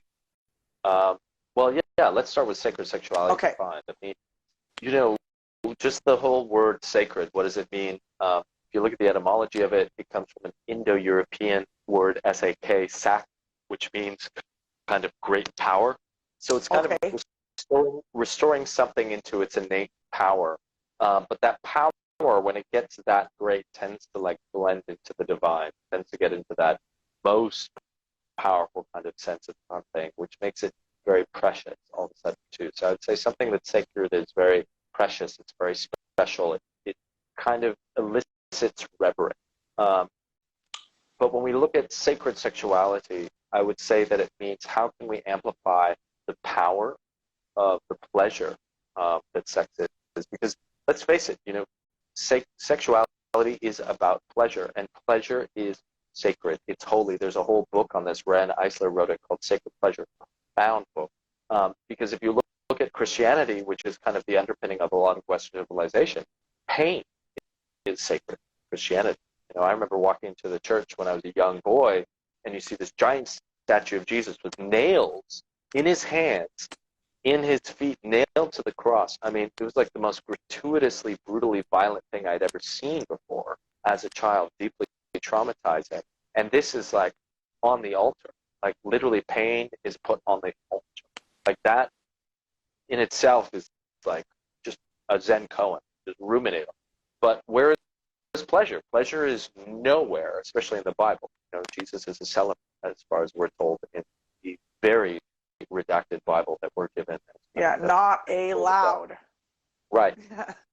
So keeping on track with sacred sexuality, it's about how do we bring our pleasure into a greater amplification of its power that will elicit even a sense of the divine. And this is very practical, very practical. It doesn't have to be anything esoteric. You don't have to do all these crazy rituals, although I love rituals. Rituals, I find, are the coloring book of our spiritual life. It's how we texturize, create beautiful aesthetics, the lighting of incense, bringing candles, flowers. Like that can be beautiful, building the atmosphere. Okay. Yeah. But the sacred experience, how do you up the power? A lot of it is just about like bringing more awareness into your body. I think it was Osho who said, sex with awareness equals love. And those of us who have been here for this whole talk, at the beginning I shared about one of my first sacred sexual experiences. I was literally just getting oral sex from this beloved, and we were really intentionally trying to have like heightened sexual experiences of pleasure. And I remember just like in that act, I just devoted all my attention as I had been honing it through practice of yoga and meditation, which is so much about just honing this laser focus of the mind. And I was able to pour all of my mind into my phallus. And by doing so, I was able to experience a lot more sensation than I would have otherwise if I was in my head and scattered, as generally we are, with the lazy lassitude of mind. And that took the experience into this divine experience where all of a sudden that pleasure started to move from my phallus throughout my body, because then I was using my breath to circulate it. I was using the idea that we have this vertical channel all the way from our spinal column is just the physical representation of it. You can breathe energy up from your genitals, your genitals into your heart, into your head. That can be like long hits of life force. You're just like, whew, and then that energy starts to circulate. You're spreading around the body. And then all of a sudden, I remember hitting this moment of pleasure where I was making these very like high-pitched sounds, sounds that, I had to break through some inhibitions there. So I was like, man, I sound like heaven. But I was, when you're in the act of sex, you get more in touch with the soul, which is androgynous. So the masculine and feminine kind of blend. And I remember all of a sudden just feeling so much pleasure that I just felt in love with everything. I looked at the wall, I looked at the television, I looked at this beautiful woman, and I was just like, I am just in love with everything. It was like this really divine experience through the mundane experience of a blowjob. I was taken into this like temple of love, and that was a revolutionary moment for me. That's when I realized, wow, sex is sacred, aka divinely powerful. At that moment. I don't know if you want me to continue on to the Nymphian, or if you had something you want to And share. then it's like, I'm kind of like, okay, so that's really beautiful. That's really powerful. How realistic is that in like daily life? Like, I mean, because I know, like, I love the ritual stuff. I'm reading this book. I'm like, wow, that's amazing. I'd love to engage in partnership this way. But like on the same token, like sometimes you got to get to work. You're in a mood. You wake up. You gotta in the Sure. shower. You're cooking dinner, and it's like I don't have time to Yeah. light the sage and clear the space. And like, oh, you know, you kind of just want to have fun with your partner and Well, and get back to cooking dinner or something. You know, it's like, so okay, so I don't know, you know, but I'm like thinking, am I just really locked into this old paradigm of thought, or you know, or is that realistic to sort of start weaving these parts together?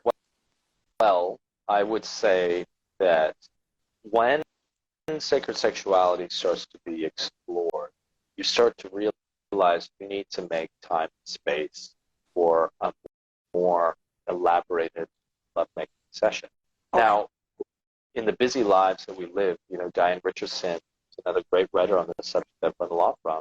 And I've used this practice in partnerships before. She talks a lot about how pre-plan time, like make sure once a week at least you have one moment when you open your schedules and you say, where's that night where we can go and have 2, 3, 4 hours of exploration. Okay. And devote yourself to that as a spiritual practice, just like going to yoga class or meditating every day. Okay. And my experience is that when that experience is really fulfilled and you start to realize how simple it is, like one thing I hope comes across in the book and just the way I teach is like tantra, sacred sexuality. It's so simple. It's just literally about just breathing deeper into the body. That alone can lead to orgasmic bliss. But of course, there's all these beautiful other techniques that can be brought online. But just on the simple level of just being relaxed while your body is having highly energetic states. That's like another definition, I could say, of sacred sexuality. Being relaxed while you're having these intense feeling states or ecstatic states. So I think for partners, there is that practicum of like, hey, we've got to make time for this to happen. Okay. We're going to be devoted. Now, that's not to say like a quickie after lunch or whatever is all of a sudden exiled. Right. Those things Okay. could be beautiful and holy too, but my experience is that the more experiences people have of sacred sexuality, it's like the other forms of sex just kind of lose their luster. You know, it's Okay. kind of like, Yeah. why do I just want to have this quick experience that can actually be discombobulating? Because when you actually start to have these longer and slower and deeper experiences of sex, you realize there's a kind of discipline of keeping the body, you know, very like soft and tender. And when you have this kind of jarring, animalistic, passionate moment, while it can still be like pleasurable, it can kind of like make you nervous. Kind of like, whoa. Okay, that's a good point. Okay, that's a good point. So sorry, I am coming from, I've never experienced love like this myself personally. You know, I'm really new to this community and I've been single since I have been into spirituality and my own awakening. So I'm really sort of looking at things from the old way, where it's like, you know, that's how my sex life Yeah. looked with my partners. And not to get too detail oriented for the audience here, but I think it's realistic. I think I hope I'm not the only person asking that question. Like, so do I have to get my crystals and do like a sound bath and sage the place and myself? And those are really beautiful things. And I look forward to doing that with a partner. But you know, there's like the realities of the throes of passion, but maybe in experiencing that depth and that beauty in creating that nymphion, which we'll get into, it makes the other things almost sort of like fall away, like that like that those acts almost sort of fall away and like not become less desirable, but just actually the other side of life become more desirable. Yeah, and I've often Desirable. joked that having a tantric sacred sexual practice with your partner is also like a kind of defense mechanism against adultery, because Uh, if you've gone through all these experiences and grown all these techniques and you have this very elaborate practice with this person, you know, the person at the bar that might catch your eye, who's just superficially a physically attractive person, who you could have like a little romp in the hay, it's like, eh, it's just like it doesn't have that same fulfillment, I think. So I mean yeah. that's just a little thing that jumps in my brain with another like added benefit of it. Um, but it is like I find the ritual of it is uh, is really beautiful. Like I teach and I encourage people. It can be a really beautiful part of the co-creation of the journey with partners. You know, uh, I have a whole thing when I teach these things called the tantric date night. It's all about like setting the love down, and taking the time. Once Yeah, you've got this it beautiful is. room set up with the aromas, the candles, the oil, like it's one of my exes who were both very devoted to this path. We used to run tantric date nights in Toronto Okay. at a yoga studio once a month. And it was clothes on. It wasn't like anything too racy, but it was like they'd come for 2 hours, these partners, and we would lead them through practices, Thai massage, different things like eye gazing.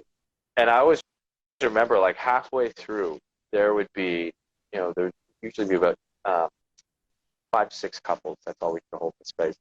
And, these people would drop in, and I think a lot of them, were just like, God, I'm sick of the Netflix and chill. I want to be doing a deeper experience of a date night, And, Right. some of them would come in just sort of like, yeah, sometimes the guy would be like, I don't know why I'm here. My partner's probably there. And then like an But like, yeah, hour 90% in, of the guys. yeah, and an hour in after drinking some cacao and eye gazing, man, the love in that room, like I'd be fucking high. And you knew when all those people left, they were just going to go home and make sweet love. Right.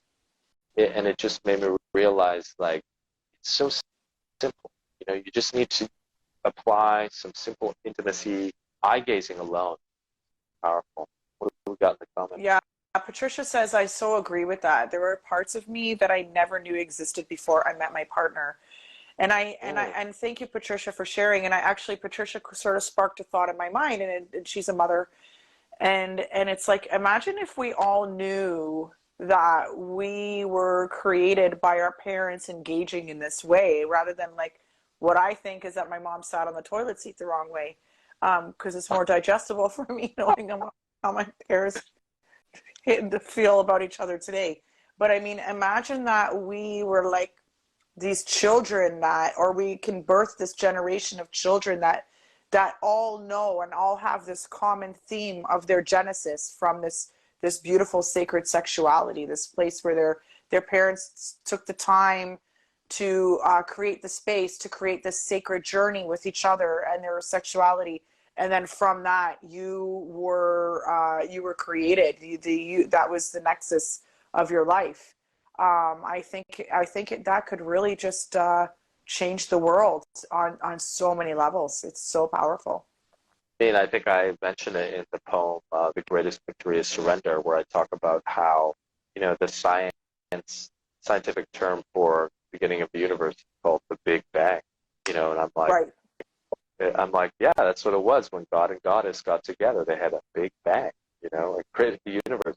Because sex is the conception of all things, So why wouldn't it be also that the conception of the very universe, of planets, or all life is through this act of sex? I think Osho or some other mystical writer who was literally saying that, when you actually look at sex as kind of this language of unification of things to create, it's like all of a sudden it's just like thrown into the higher realm, and expand it.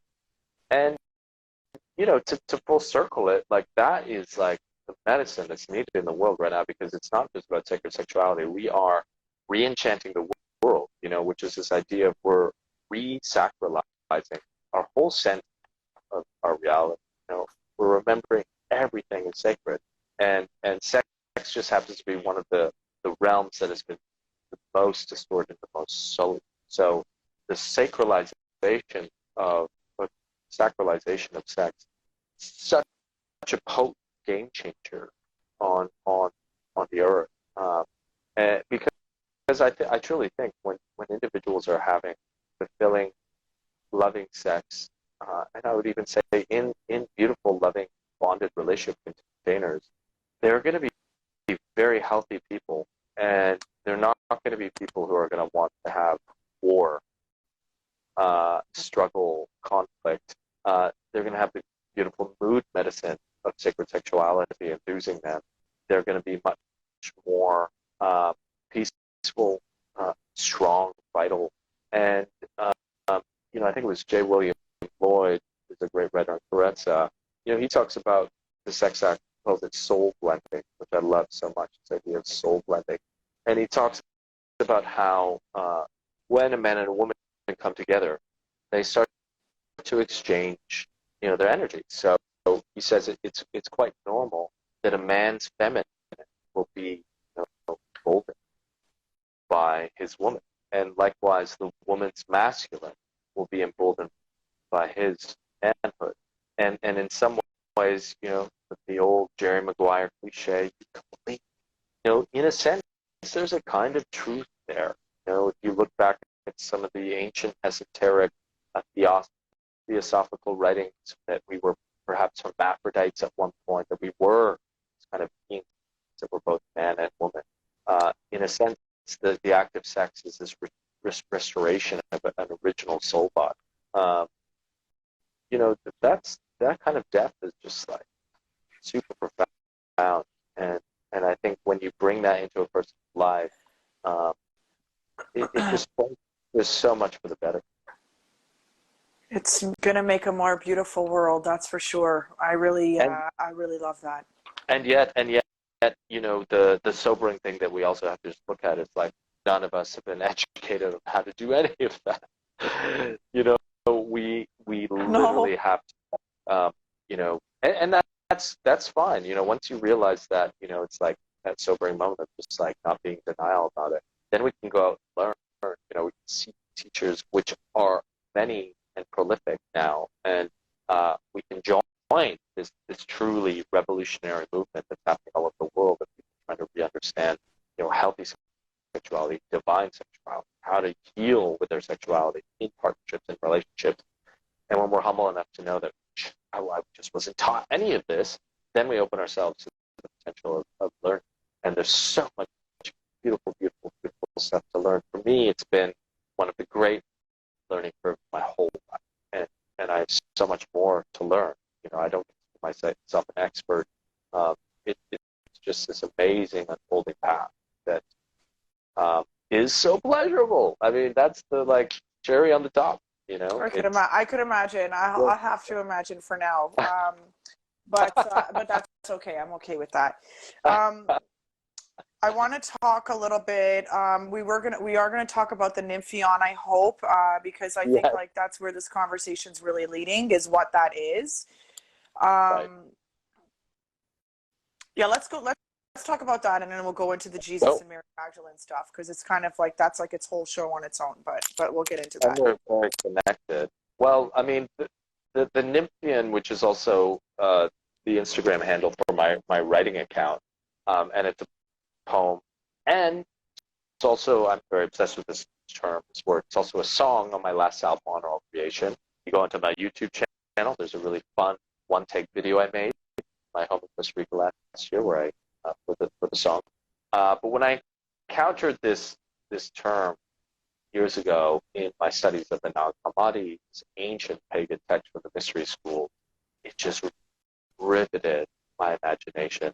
And what the Nymphion is it's said to be that every human being has an auric field around us. Even Plato described like the human soul as kind of this energetic sphere around the body. John Locke called it like egg, the luminous egg, and that's essentially more or less what we are. You know, it informs the physical body. The physical body is in this morphogenetic field, as we call it, which is the soul body. Right. And when two lovers come together, it is said that, and I would imagine, and this is a bit of my own theory, because you know we only have little fragments of insight about what this was, but I believe that the longer the lovemaking occurs, the more you're doing. I think it's a cultivated field. It happens a little probably in every sex act, but throughout time, it's cultivated through the fabulous vessel. But what's happening is two auric fields start to join. And so from the two auras, this new aura forms around the lover.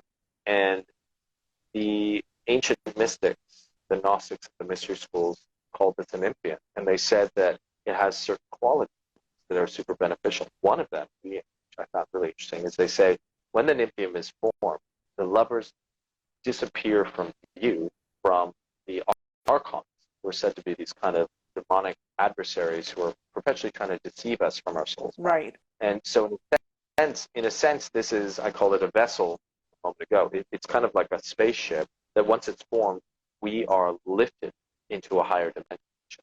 And they say this is very crucial because when you're away from the ensnarement of these more demonic forces that are perpetually like getting into our mind, distracting us, like it's not like this dark thing.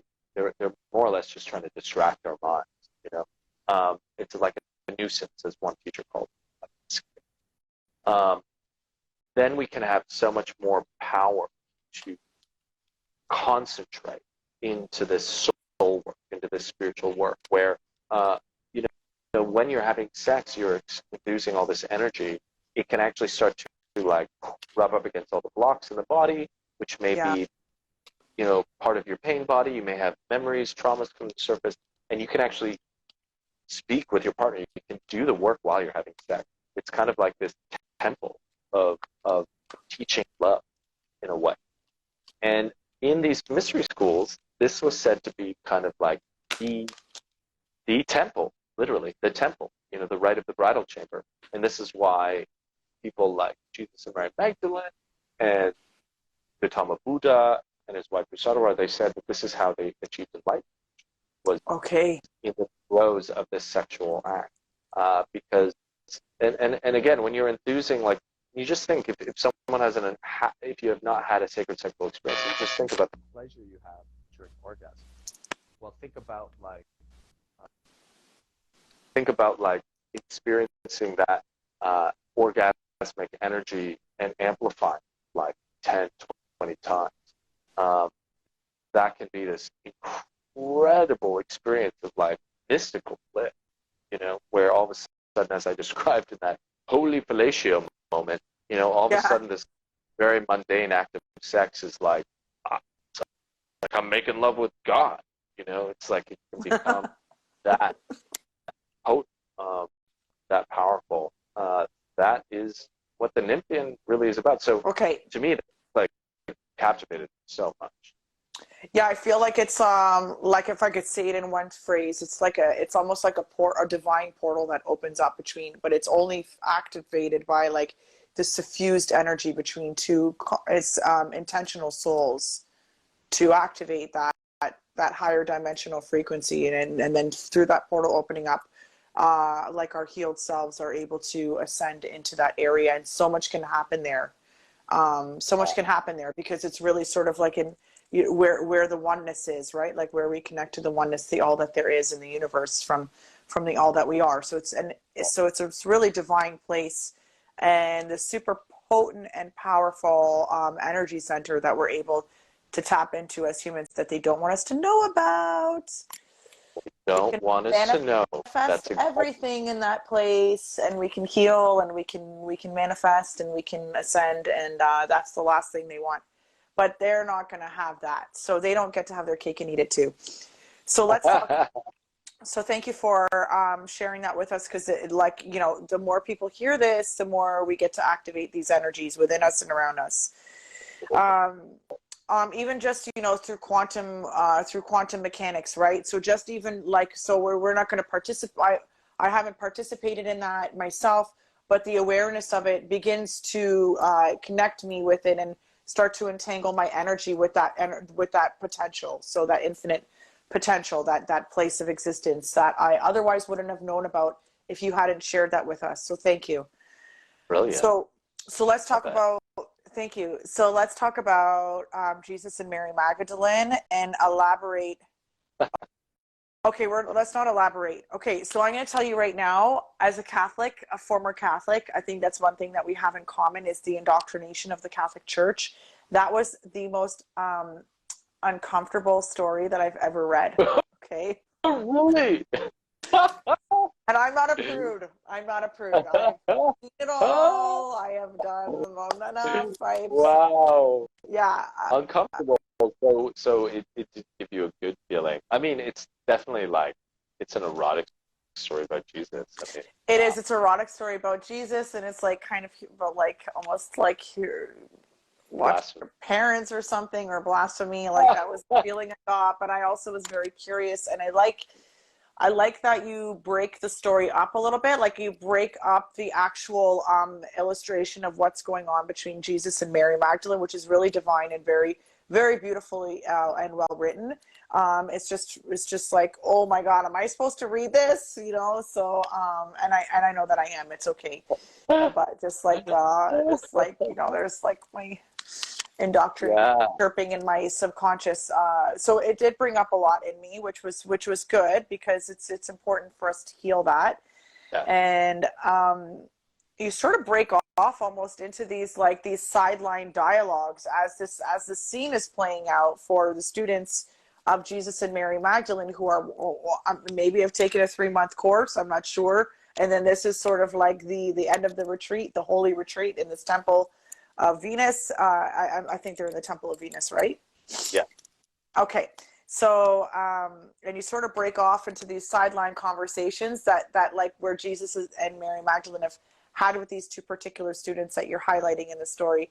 And it's almost like they're red pilling them or like white pilling them about sexuality in general. And like, it's kind of like really tickled my inner tinfoil hat child, because I was like, oh, this is really cool. They're like telling them what's up about the agendas and the forces at play behind sexuality, and then sort of like giving them more insight into what sexuality and divine union really is. Like that this is actually something much greater and much powerful. And as we talked about with the Nymphion here, is that it gives us access to these really powerful energy potentials of the universe. Like we are really activated. The creator I am presence within us is highly activated and engaged in that energy dimension, in that access state that we're in, and when we're engaged and we activate this Nymphion through sacred sexuality. So it's like super cool, because it's like, okay, you've been told this all along, but like actually if you do it like this, there's like some really powerful stuff that can happen,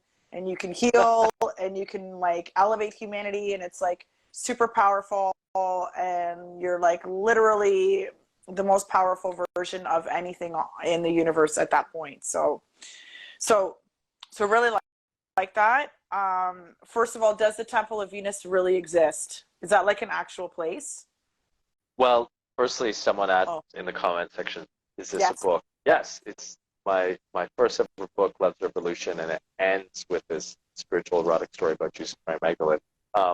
I just want to if I can, reflect on some of the things you shared. Okay, cool. Well, I mean, firstly, when I wrote this story, I'm just noticing some interesting creature in my room here.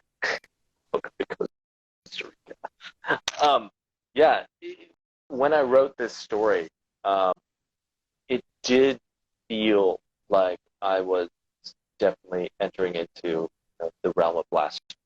And I was studying Chinese medicine at the time. This is an old story. It was written probably 15 or so years ago. and I was literally studying Chinese medicine, and I felt all of a sudden that I was like pregnant with some creative project. Bye, And Patricia. We love you. Thank you for tuning in. Sorry, Darren. it's all good. And I ended up dropping out of school for a whole semester and spent about 2 months writing the first kind of edition of this story. And it felt like a deep transmission. There was definitely something about me that was like always a bit of a rebel. And I felt so compelled, so intrigued by this idea of Jesus and Mary Magdalene being partners. And then, this idea of them having a sexual relationship, that I just thought, I'd love to boldly write their love story. And then it just came out that it was going to be this like erotic story. Yeah. And then, I don't know if you noticed this, but I actually challenged myself to not use a single conventional word for genitalia in the story. Right. Yes, I noticed that. I used like Taoist, tantric terms, and the notion there was I was attempting to, basically, I wanted to bring an element of purification to it, just because those words can be so loaded. And it was just also an exploration of language as well. But the story, when I finished it, ironically, it caused controversy in my life. I actually was in a spiritual community at the time with some Native American teachers, and I guess someone, and I'd been studying with them for years, and I thought they were my spiritual path. And one of my friends up the land, I was suddenly just received a phone call from one of my teachers, and I was told I wasn't allowed to come back to the ceremony. And I was very confused. Like, well, why? He said, well, we heard that you've been writing this story about Jesus and Mary Magdalene having a sexual relationship. It's like, yeah. And they were like, well, you're a student now of this elder, and just think that that's not alignment, with our teacher. So I'm very confused, and I sort of pressed my teacher to a certain point where they finally like admitted, they just kind of said, sex is just for procreation, and I was like, what? Then I realized that the spiritual community I was a part of had this strange Christian undertone, which was very, I which could is see that. which is the reality of the colonized Native American experience. Is that a lot of them are refinding, thankfully, their beautiful, blessed traditions, and some of them have been so heavily Christianized that they're so entangled with that.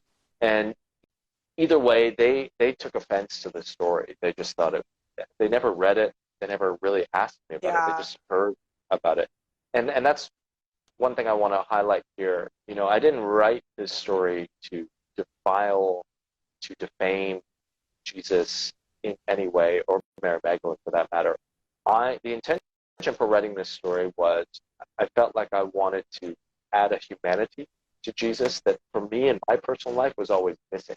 I always, in my own personal life, sexuality, my loving relationships with women, these were the things that caused me the most kind of confusion and pain and torment in a culture that's so repressed sexually. And I was like, why there's no teachings from Jesus on any of this, really. Oh, wow. Yeah, that's true. There was a part of that I wanted to bring forward. And then there was the teaching element, so there was this sort of story within the story of, it's failing me the names, but I think it was Michael and Sophia are the names of the characters. And actually the premise of the story was based on a Monty Python sketch. Oh, no way. Oh, my God. There's this Monty Python sketch where John Cleese is teaching a sex ed class, and it's literally him having sex with a woman in front of everyone. And it was so funny, but there was something like profound about that. And ironically, I studied a book called Kudoshka, which is a form of Native American sacred sexuality. And in this particular tribe, they would literally connect young men with an older woman in the society at a certain age be their sacred sexuality. Yeah, that's a pretty And they, common theme, like that whole Mrs. Robinson thing. Maybe that's a perversion of that, but yeah, I guess. And just the idea that that was like a way that sacred sexuality was sort of brought and taught to the youth, I found like, yeah, that makes so much sense. So in the right. book, or in this story rather, as you described, it's a sacred sexuality course in this mystery school. They're in this temple of Venus, and they make love in this kind of final exam. These young students are sort of observing and just like seeing, how it's done, in the most visceral form. And then you have these two students who are like falling in love with each other, and they like catch each other's eyes every now and again. And when they catch each other's eyes, I just take them into like the reminiscent reflection of a teaching that they received singularly from Jesus or Mary. Right. And so it's also a vessel for me to just like teach some sacred sexuality as well. So it was a very like powerful transmission when it came through. Just for me personally, so healing, and so, I was, as I said, I felt so compelled to write it. I dropped out of school, and it was so important. And in the end, I chose to not go back to that spiritual community. The medicine of the story felt like more of my truth. It was also very profound, because that led to some significant pain in my life. So to not be a part of the community that I so loved and adored. Yeah, sometimes it's not rejection, it's alignment, and that's a tough lesson to come by. And But it's in a way, it was kind of also like I was revisiting a persecution, I think, okay. and thankfully in an age where I wasn't burned at the stake. Although if I had written that story in, the Middle Ages in Europe, there's no doubt I would have been burned at the stake. You it's Yeah, like those types of ideas. And as you sort of experience as you're reading it, which I'm so grateful that you shared that point of reflection, because I do imagine for people who have been raised, as I was as well, in a Catholic environment, that will bring up a kind of like, I really reading this? Like, is this safe to read? I get that. exactly what I thought. I also thought, wow, Mary Magdalene is the first woman to say, "Oh Jesus," in bed, and subsequently, it's the only man's name you can call out in bed and not get in trouble. uh, that's what this is where my brain goes. I am still a 5-year-old in a 39-year-old's body. Well, we all are. Yeah, so I thought, oh, she's like the first woman to say, "Oh Jesus," in bed. So in the throes of passion. But it was, once I kind of got through that initial discomfort, because I was aware, I'm a very hyper aware person and take responsibility for my programming when it comes up. And it's like, okay, so this is programming presenting itself through the story. I'm going to continue to read through the discomfort. And I really like, because you, like, as a narrator, you sort of break things up and make it very digestible for somebody who might be going through what I was experiencing reading that story. And then things really tie in together at the end, where you really sort of say, like, okay, I have a deeper understanding of what's going on here, and this is really a powerful manual and a tool for us to use in our own lives after reading this really beautiful book, The Love's Revolution. That, like, this is a tool that I can use, and here is the purpose of that. You really sort of you don't just write an erotic Danielle Steele novel about Jesus and Mary Magdalene and making love. You really describe why, and the process, and the thinking behind everything, and the spiritual divinity behind what these students are observing. Yeah, absolutely, absolutely, and just felt like the most beautiful way to end the book as well. It feels like everything's kind of graduating to that moment, and it is becoming, Mary Magdalene in itself. I mean, in herself, is just so. In some ways, I believe she's the second coming. Because her figure, her story changes so much. If anything, it just empowers the story of Jesus, because it makes him more relatable, and it just welcomes, a lot more of womanhood into probably the most spiritual story of our contemporary historic era, epoch. Um, and I think for that reason, her story is just so popular right now. Like, whether it's Tom Kenyon's book, The Magdalene Manuscript, I mean, she's just popping up everywhere.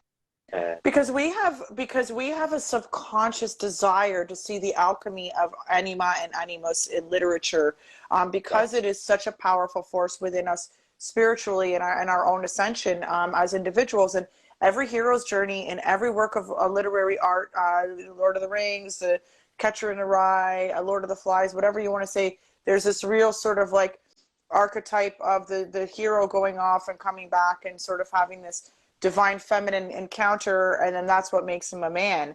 And it's in every single work of art except for the Bible, which makes absolutely no sense. Or at least if you just take the Bible out of it, the story of Jesus's life. If you want to write a biography about Jesus, there's no woman in there.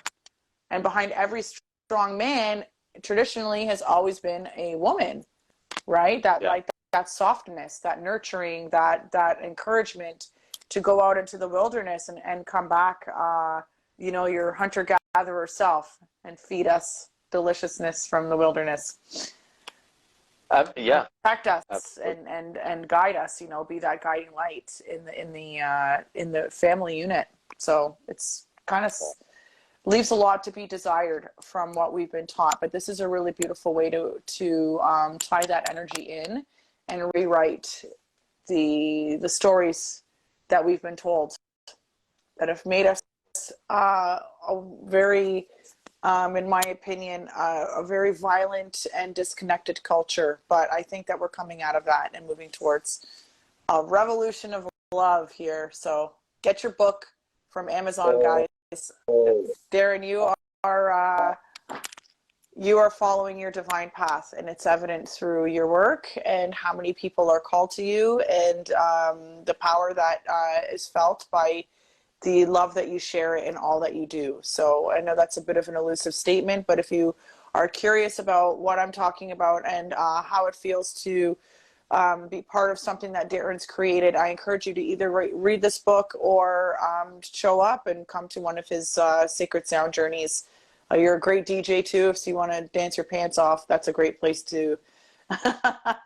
And and thank you so much. And Steph, it's just always such a treat to speak with you. You're so intelligent and intuitive and witty, and I always have so much fun. So I look forward to doing this more and more.